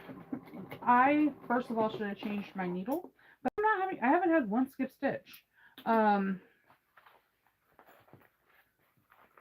but I trust my bobbin tremendously, like a lot. My tension is really awesome with it. My thread, this particular thread, and any thread I get from not Joann's, Amazon. There's like a certain thread. I don't know, something with an S. It shreds anytime I use double-sided tape. But if I use like thread from Cellrite or different among the bigger spool ones, no issue whatsoever. If I use the threads from not connecting threads, come on, think about it. Oh my god, there's like a huge thread company. I forgot the name of it, but I usually order them from them once a year because I can't. affords them. If I use that or like Wizardly, no issue. But yeah, do a layer sandwich before you start and go from there.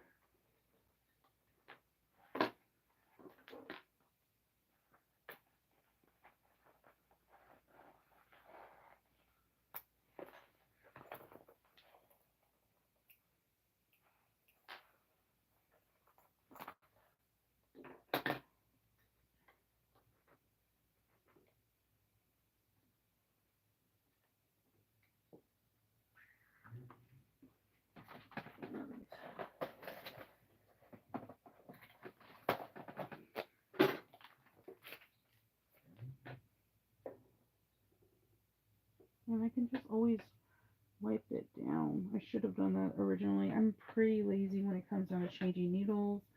And not changing needles, but wiping down the gunk. And you shouldn't be. Because if you are diligent about that, then you won't have any issues. Your needle won't like fight you.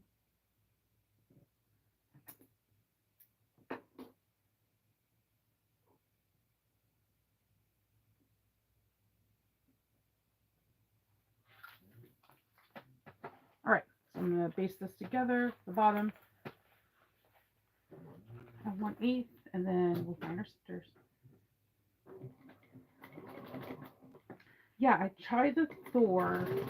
That's so magical. I also tried, I think, the Thor Surger, just to see. And whoa, I have never tried an industrial serger before. But if I was in the project of making clothes, like that is the business. I was like, whoa, that sucker went fast. I was afraid to actually go on it because I think sergers go fast as it is, but the industrial took the cake on that.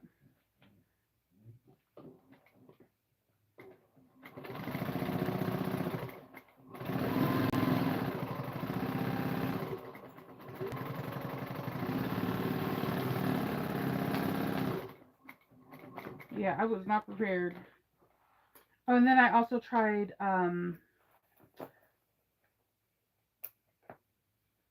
what is the free motion embroidery called? I messed. Oh man, I thought I was gonna be good at that because I have really good dexterity when it comes down to like maneuvering with things, but no, not that. I was pretty awful, but it didn't deter me. I wanted to do it nonetheless.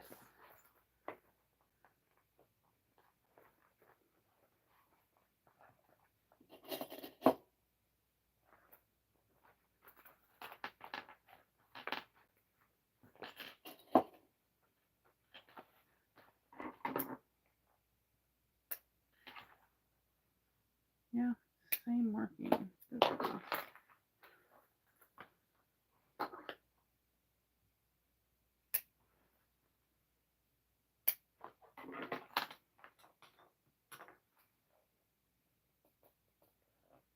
We're just gonna do it with the silver pen because like there's a weird amount of bulk, and whenever you have like interfacing there, it just can act all wonky. All right, so like the first one I always do is the front exterior. I have no idea why. It's just what I do.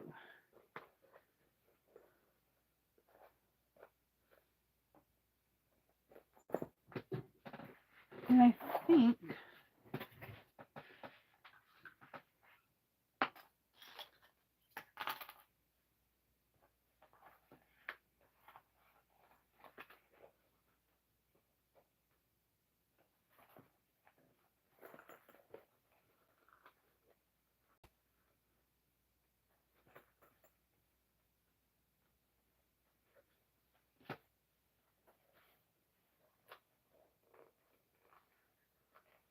I'm looking at the markings on the lining side. So that way I can make sure everything lines up as it's supposed to. So there's markings for like where the accent gusset goes, where the top of the gusset before the zipper goes. and it just helps you get everything lined up as best as you possibly can.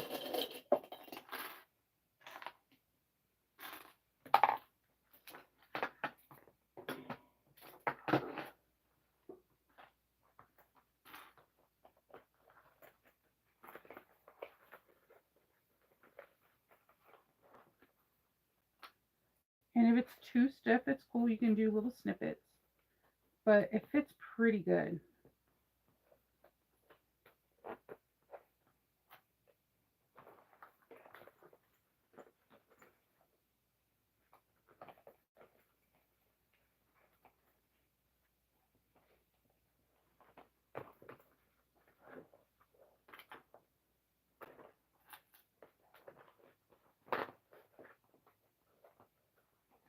And let's see.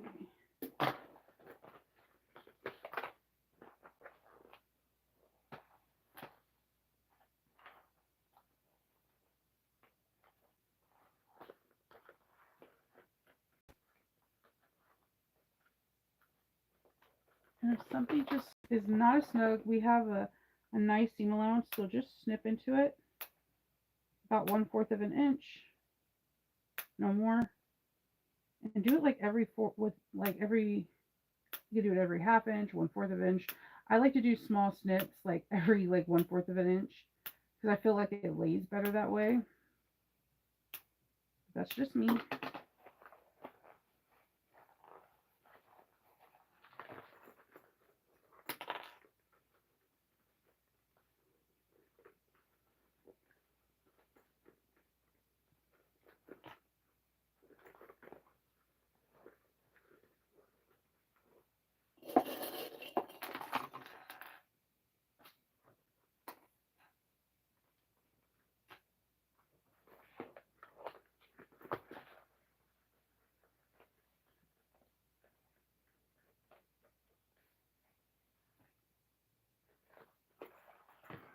I like Sam's thread though.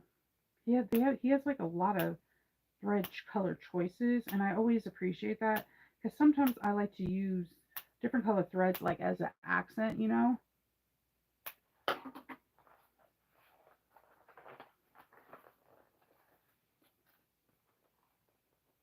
Like if I know, okay, I've made this bag a zillion times, I could be a little extra with the top thread color being different, then I'm going to do it.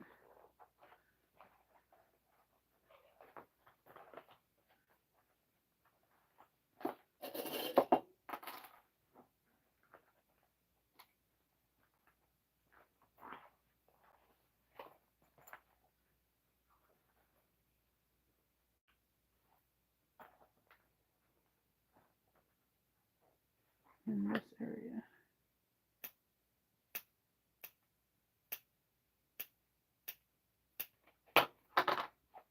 Just let it lay a little flatter, especially if you're using like really stiff fabric. Like this vinyl is very stiff. But I'm kind of liking it like that, if that makes sense. It kind of reminds me a little bit like how like an upholstery weight leather would act. And just take your time so that way when you do sew it, everything lines up the way you're supposed to. And we're going to go around this with like a little over 1/8 of an inch. And then we're going to start binding.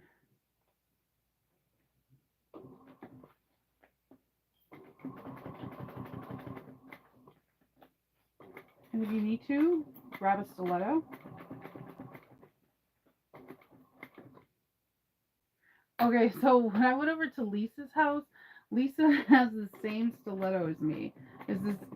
And hers, she says that hers is an untwist. I think maybe I just got like a faulty one because as soon as I use mine, it always untwists. I'm like 5 seconds away from super gluing this, and I don't want to do it because I do unscrew it and put the cap down, because if I put it in my area where I grab things, I will put hands on it first and it will poke me, and it doesn't feel the best when that happens.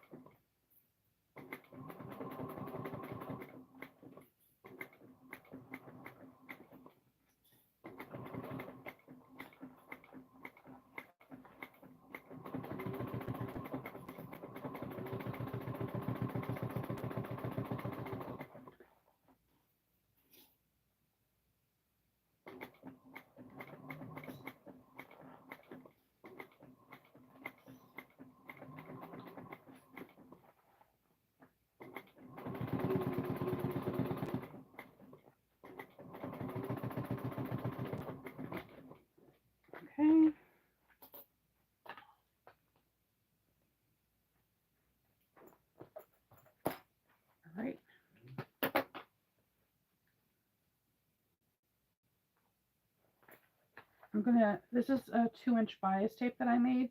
I'm gonna open it up and I'm gonna fold it about a 1/2 inch onto itself. I'm gonna place it on the top center and I'm gonna start sewing at 1/4 of an inch all the way around. And I don't clip it because I pull the bias tape ever, a little tugging, gently pressure, whatever you want to call it, so that way it can be nice and taut. So when it does go around the curves, it's gonna be nice and snug.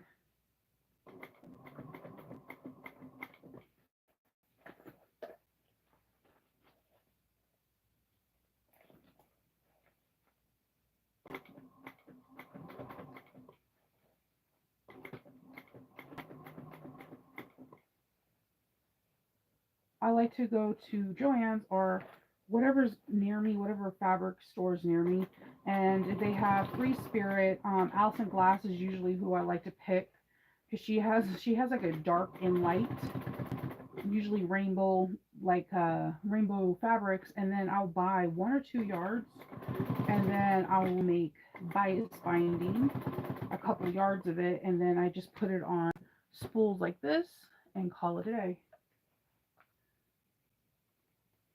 Superior Threads, yes. Jiminy, you got it, Linda. You were like reading my mind. Once a year I go for them. They have weird shipping too. Like it seems like as soon as I order from them, they send it. But it always feels like their site is hollow. I can't explain. Like you're like, do they have people that actually work there? Is it real? But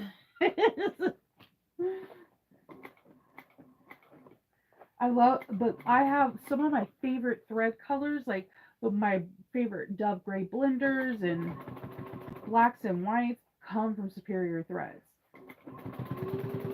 I never have any issues with their threads, but they are ridiculously expensive.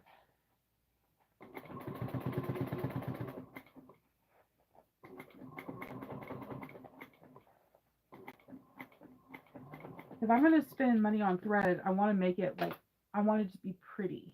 Like where someone's like, oh my God, that is such a phenomenal color, or I love the way it looks like a rainbow or something. Not just like, oh, it blends into the bag effortlessly,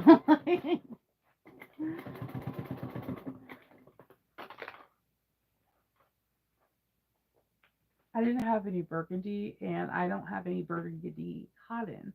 I did go to Connecting Threads. That's why I get Superior Threads and Connecting Threads. That if you want to get cotton, really nice quilting cotton for inexpensive, Connecting Threads. They take forever to ship it to you. Like, I don't know why. I have no idea why. But they have really great cotton threads, and I love to buy blenders or just like solid prints for them, and then I also make it into bias binding. But I didn't have any reds, no burgundies, and no browns. So I was like, okay, it's gonna be rainbow. Everybody likes the rainbow.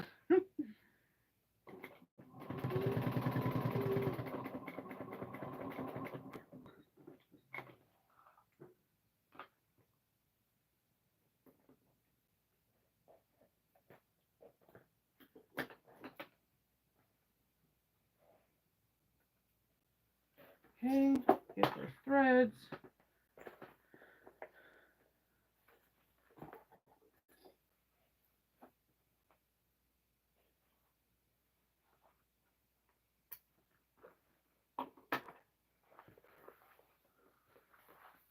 Just pulling the binding.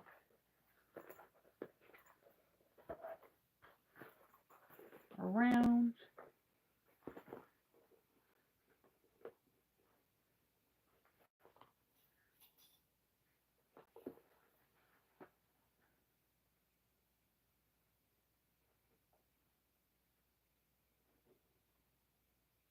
And I'm just going to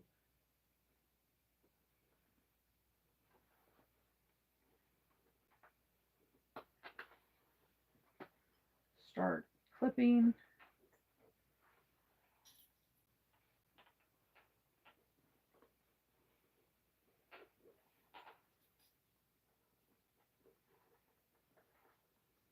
And I promise you, if you get rainbow binding, it makes any bag look amazing and the binding looks flawless because there's something about the rainbow in lines.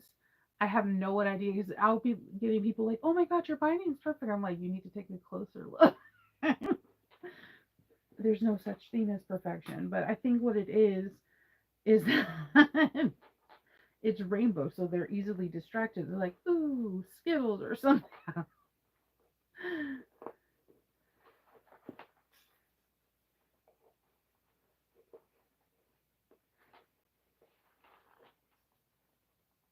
But I do like making my own bias binding.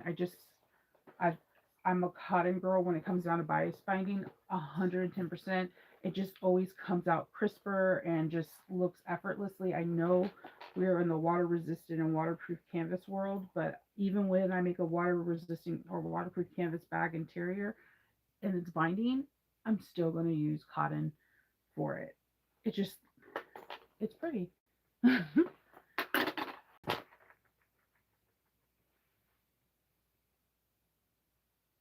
Yeah, accent thread on everything. That's exactly what I said. Okay, so without popping any more clips off, I'm going to sew around this at 3/8 of an inch.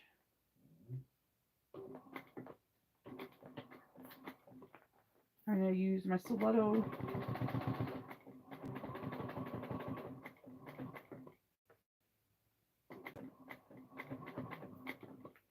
in lieu of my finger.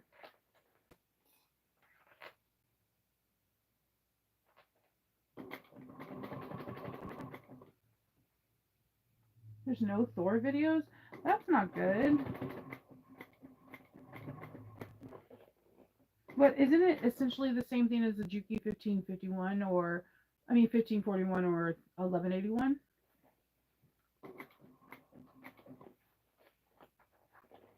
Or 1341?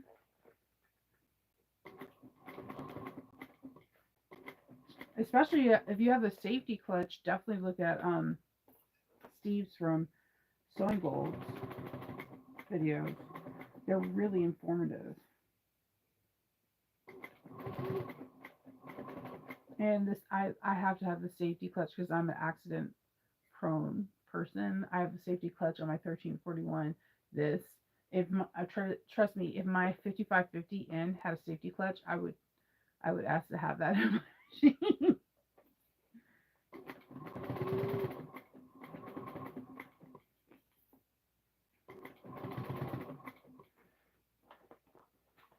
Take your times around the curves.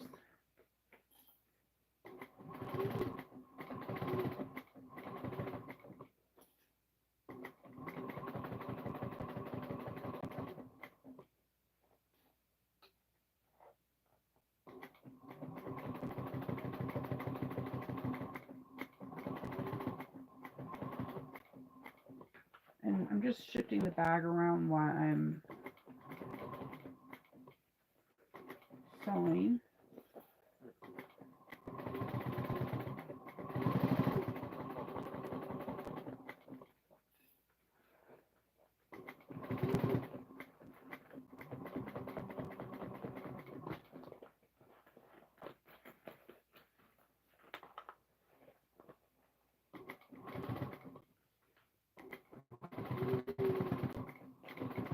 All right, so we got one binding down, and that's got this other side, and then we flip it, and we're done.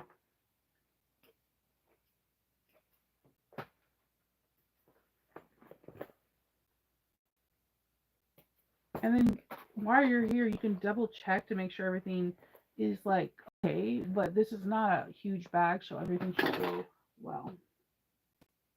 Okay, so I know everyone's at the fold over elastic. I want to get some from Sew Yours because I know she has the 1 inch and she has a plethora of different colors. My issue is this, and if I'm wrong, someone tell me if I'm wrong. Okay, I always have to. I feel like I'm always I was gonna say sawing down my nails, but I feel like I have to shape my nails or like just file them down a little bit every now and again, every week because they hit a snag. And if you snag like if I hit a snag like on a by Annie, it will pull something. And once it does that, there's a coloring, a discoloring, a distortion of it, where you can see that the weft and weave of elastic is now shifted, and you can obviously see that it's distorted, which can start unraveling and taking apart the elastic. And that's what I'm afraid of with binding. So people that say people are putting sharp objects in there, like a nail file, or the edge of their, or like the edge of their keychain or their phone, like 'cause my phone case has like metal, something snags it. Will it come undone eventually over time? So that is my biggest concern, and no one seems to be able to answer that question for me. I've asked people in testing groups and everything, because by Annie's elastic is creme de the creme. She is known for her elastic. Her stuff is trademarked, the whole 9 yards. And I have accidentally messed up and with my nail snagged it. And once it started snagging, it slowly started unraveling. Um, I've used it. This is going to be our secret. We tell if we don't judge, okay? When my hair is too much, sometimes while I'm down here, I'm too lazy to go upstairs to put it in a like put it up. I'll just take some of my Annie's and make an elastic hair tie and just like throw it up there. Yeah, I said that, okay? And if like my nail snags it, or if I do something and like I'm taking something and I just metal hits it, it snags. So I'm curious if somebody has like a keychain or um a sharp pointing area from like a pull or something, like if a zipper pull gets caught on it, will it snag and will it unravel? And that is my biggest hang up on it. Like I don't want to make this like really bad bag and then somebody comes up to me a year later and is like, hey, the inside of my bag is all unraveling. So okay, so I'm not the only one, okay? I'm like, the only reason why I'm legit asking is because I snag it all the time. My nails get like messed up because of this. I can't do gel because I'm allergic to it. So I don't do acrylic. I paint my nails with regular polish all the times. But from turning and birthing, I snag on thread. I snag on my nails snag on everything. So I'm like, it's gonna snag on some elastic. And by Annie's, I have done it so many damn times. And hers is like, it's literally trademark. People, you can't get better than that. So I'm just curious.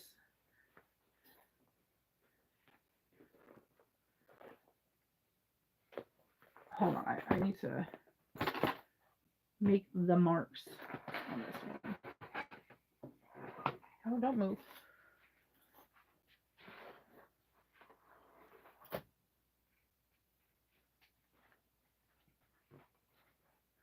There's like lower gusset, upper gusset marks, and just make the marks.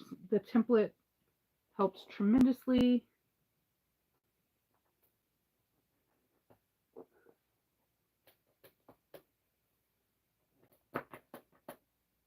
Because the people in my a lot of different testing groups that I'm in, that's what they swear by. They're like, I do fold over elastic and it never had any issue with it. And I'm like, so it's never snagged?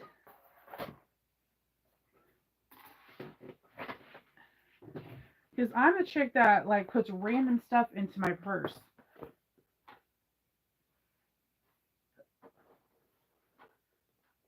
The only time I don't put random stuff in my purse is when I'm flying, because TSA. But like if I'm doing craft fairs, I usually bring a pair of scissors or a measuring tape and all this stuff, so that way I can seem somewhat professional. And I usually have something.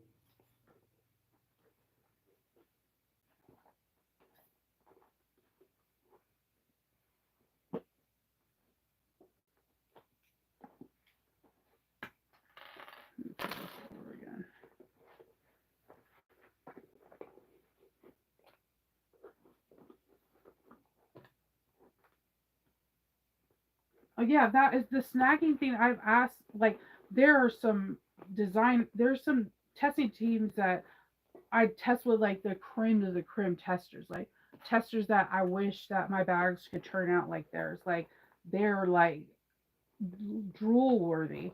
And that is they're like fold over elastic. And I'm like, it looks cool. And I know when I want to try it, I know I'm gonna go to Sew Yours because she just has like every color known to man. And I'm just like, that is cool. But that is my biggest concern.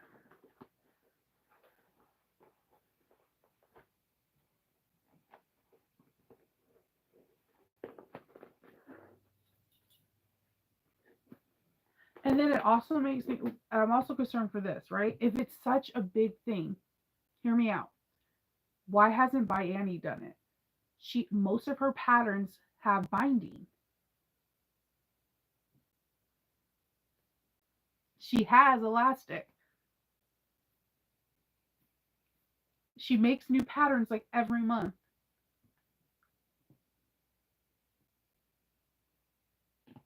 So I don't know.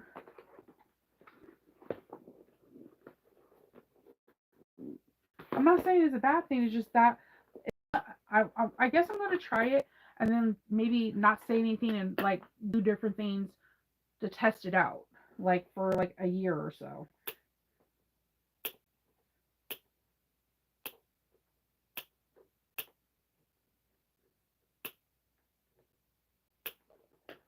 Because the only reason why that also can, like, I've never had seen a pattern designer say, hey, use use binding or fold over elastic, only except in sew your patterns. And that's common sense. She's selling it, but no one else. And then the only person I know that has sells elastic is by Andy, but they're usually for on top of the mesh, and that's it. Or to hold do a water bottle holder or something along those lines.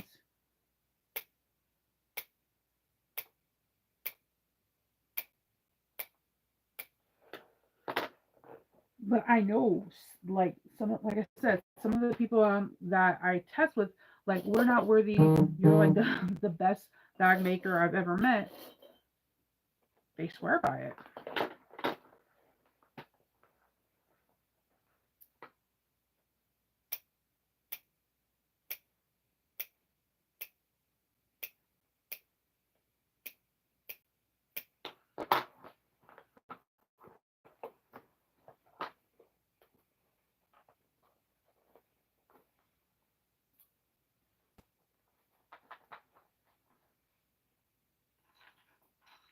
I hate when like all my clips go up and around my table that I'm searching for them, and then they all fall behind it, and then I have to do like this math collection when I'm done.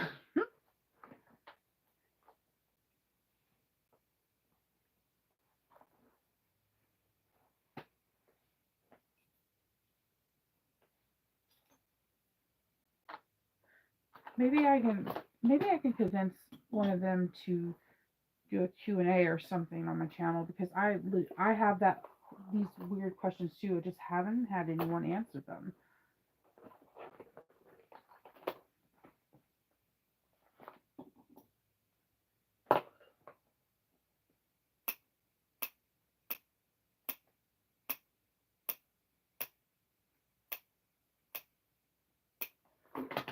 Because it would be make your life a heck of a lot easier.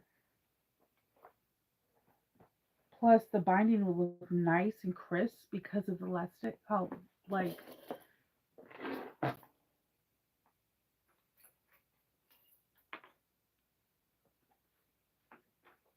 because of the stretch, it would just be nice and crisp, and it would automatically make your bag look like chef's kiss every single time because it's nice and taut.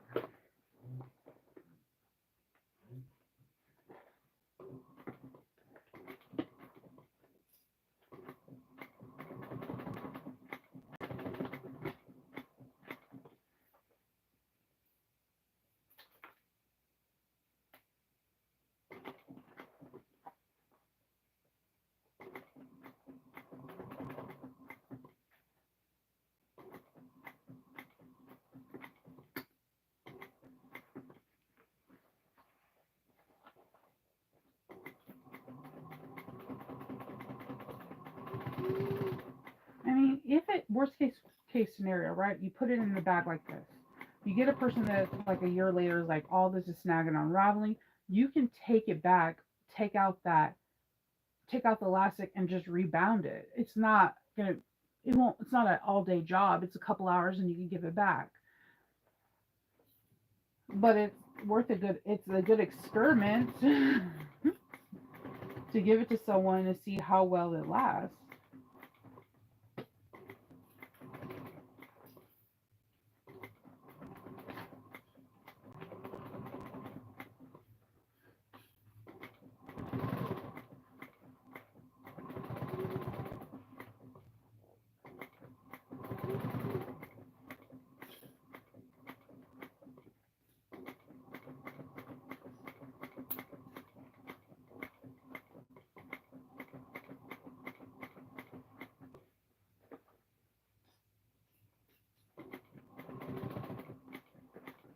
But everyone has like their own thing. Like I know I have a friend that just does the 1 inch like binding from that they create from water resistant canvas or waterproof canvas, and I don't do that because I say all the time that waterproof canvas and water resistant canvas sprays.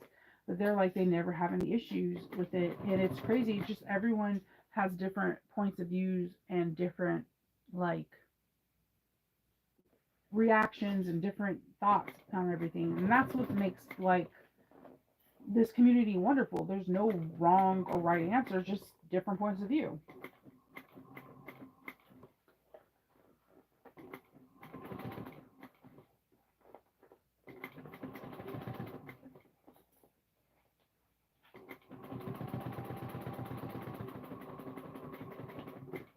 Okay,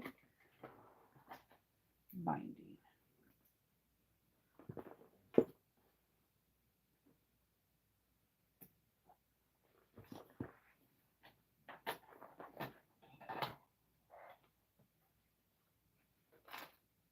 Let's make sure there's enough of you. Yes, barely, but it's there.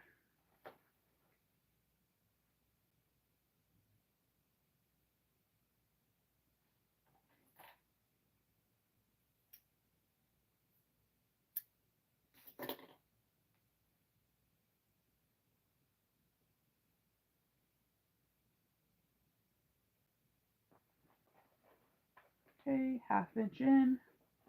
We're gonna go 1/4 of an inch all the way around.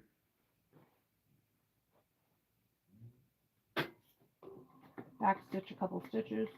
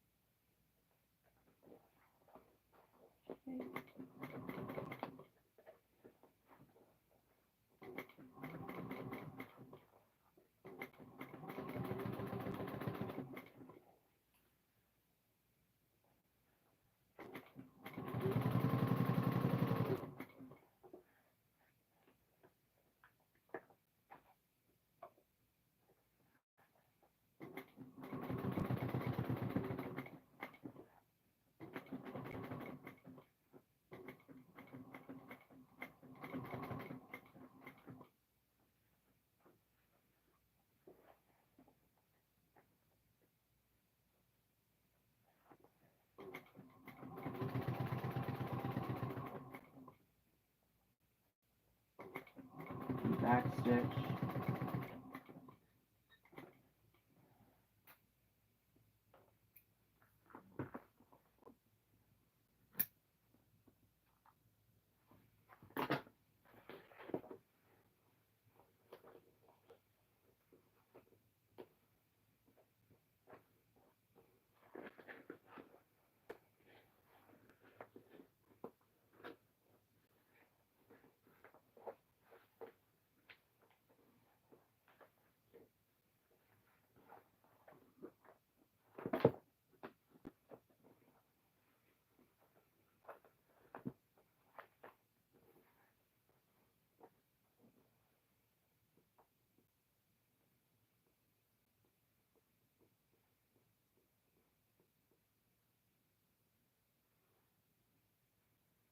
Okay, I'm gonna even these out. And then I'm just going to start folding over the binding evenly and putting a clip just to make sure it stays in place.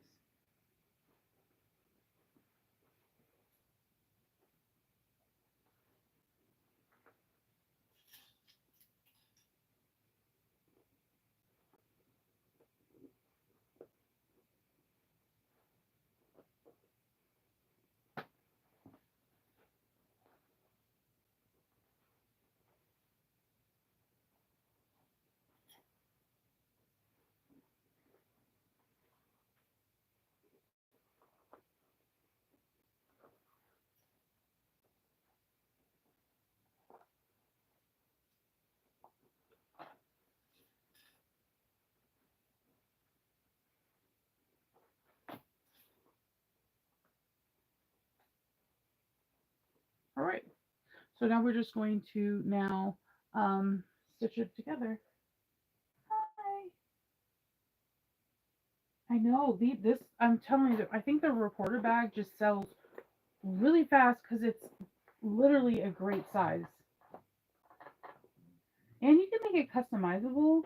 Like I had one person commission me for the Switch, and instead of putting pockets here, I did a little elastic thing to put all the video game cartridges. Like it all depends on how you want to sell it. So you can sell it to do so many different things. You can say, hey, do you want to make it could be a Kindle gift. So like they can get the new Kindle, put it in there, you can put their favorite snacks and then like maybe an Amazon gift card for the Kindle. Make it the perfect carry-on for a plane. Pocket for your passport, boarding pass.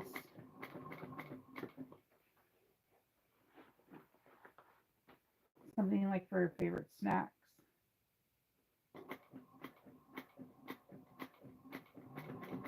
As you can tell, snacks are my favorite because I keep putting snacks and everything.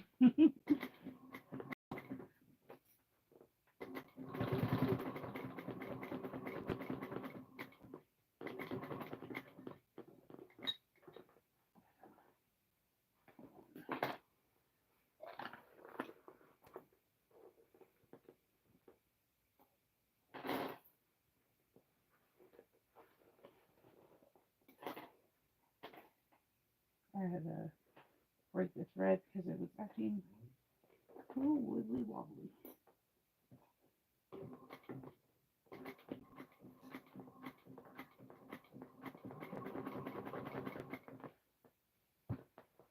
I'm just trying to compress the bag as much as I can down while I'm just trying to top stitch this binding.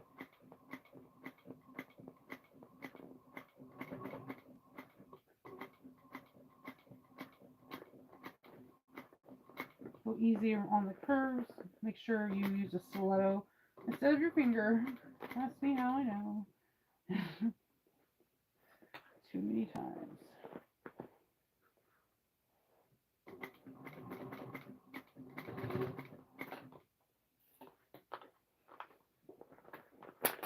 There goes close. Oh man, yesterday I was doing something with the back a bag, and a clip just popped off and hit me in the face. I was like, I gotta get out of here. I gotta get out of here before I start yelling at a clip. It's not the clip's fault.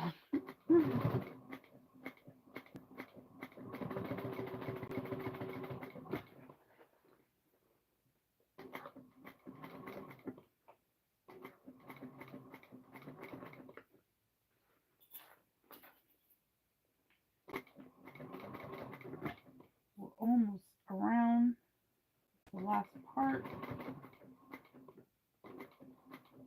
And like I said, you can do webbing to give it a more sporty look and help with time.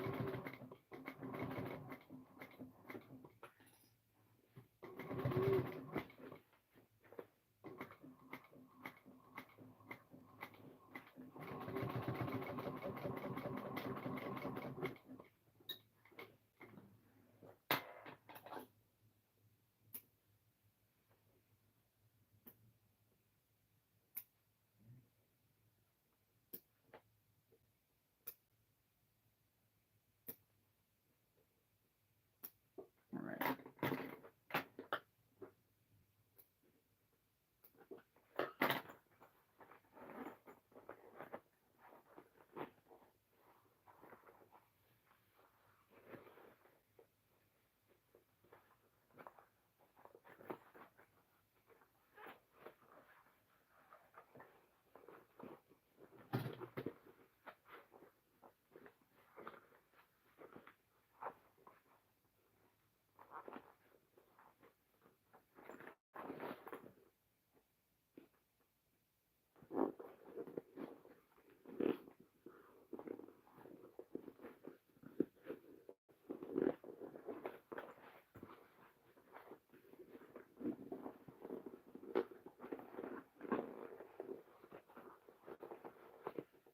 Help if I unzip this one a little bit more.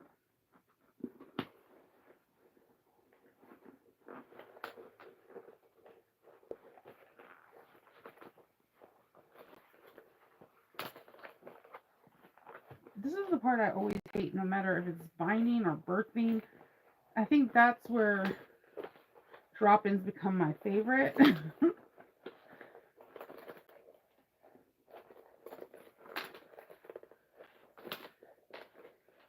Because as much as everyone wants to say binding's not birthing, is it though?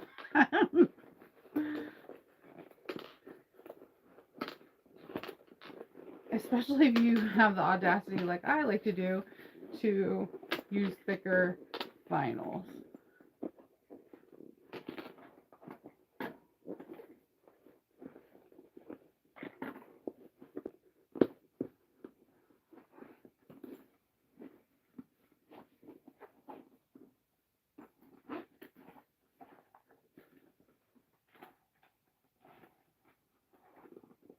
And I'm just pushing the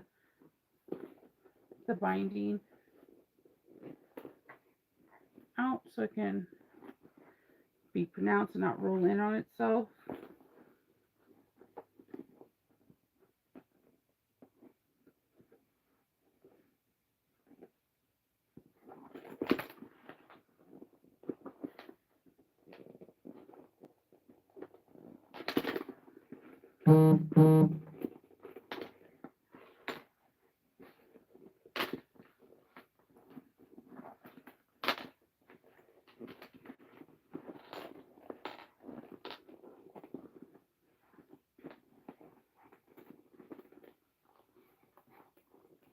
This is going to be cute.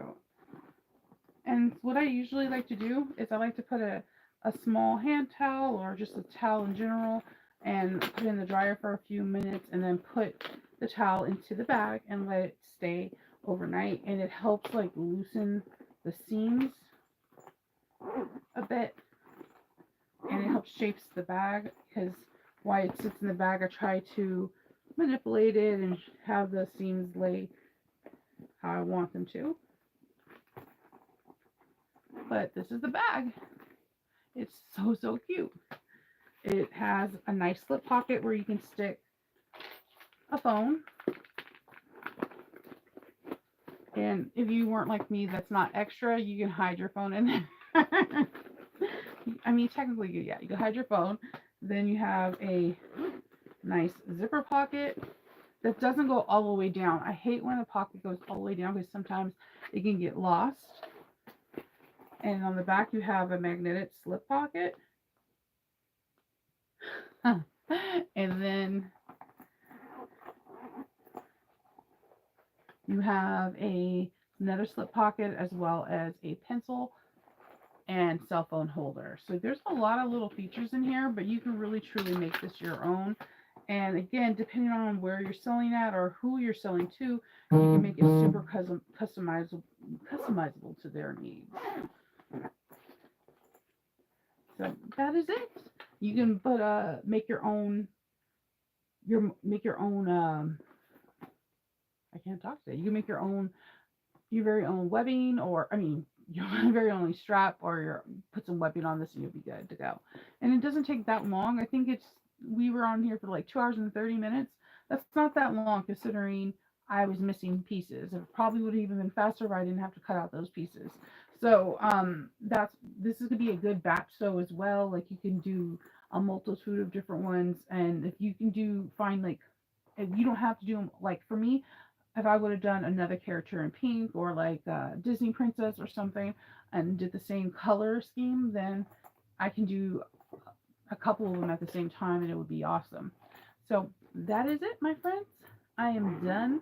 Um, I hope everyone that has the weather alert stays safe, and I will see you guys tomorrow for Captain's Log. Hi, Ayo. I'll talk to you all later.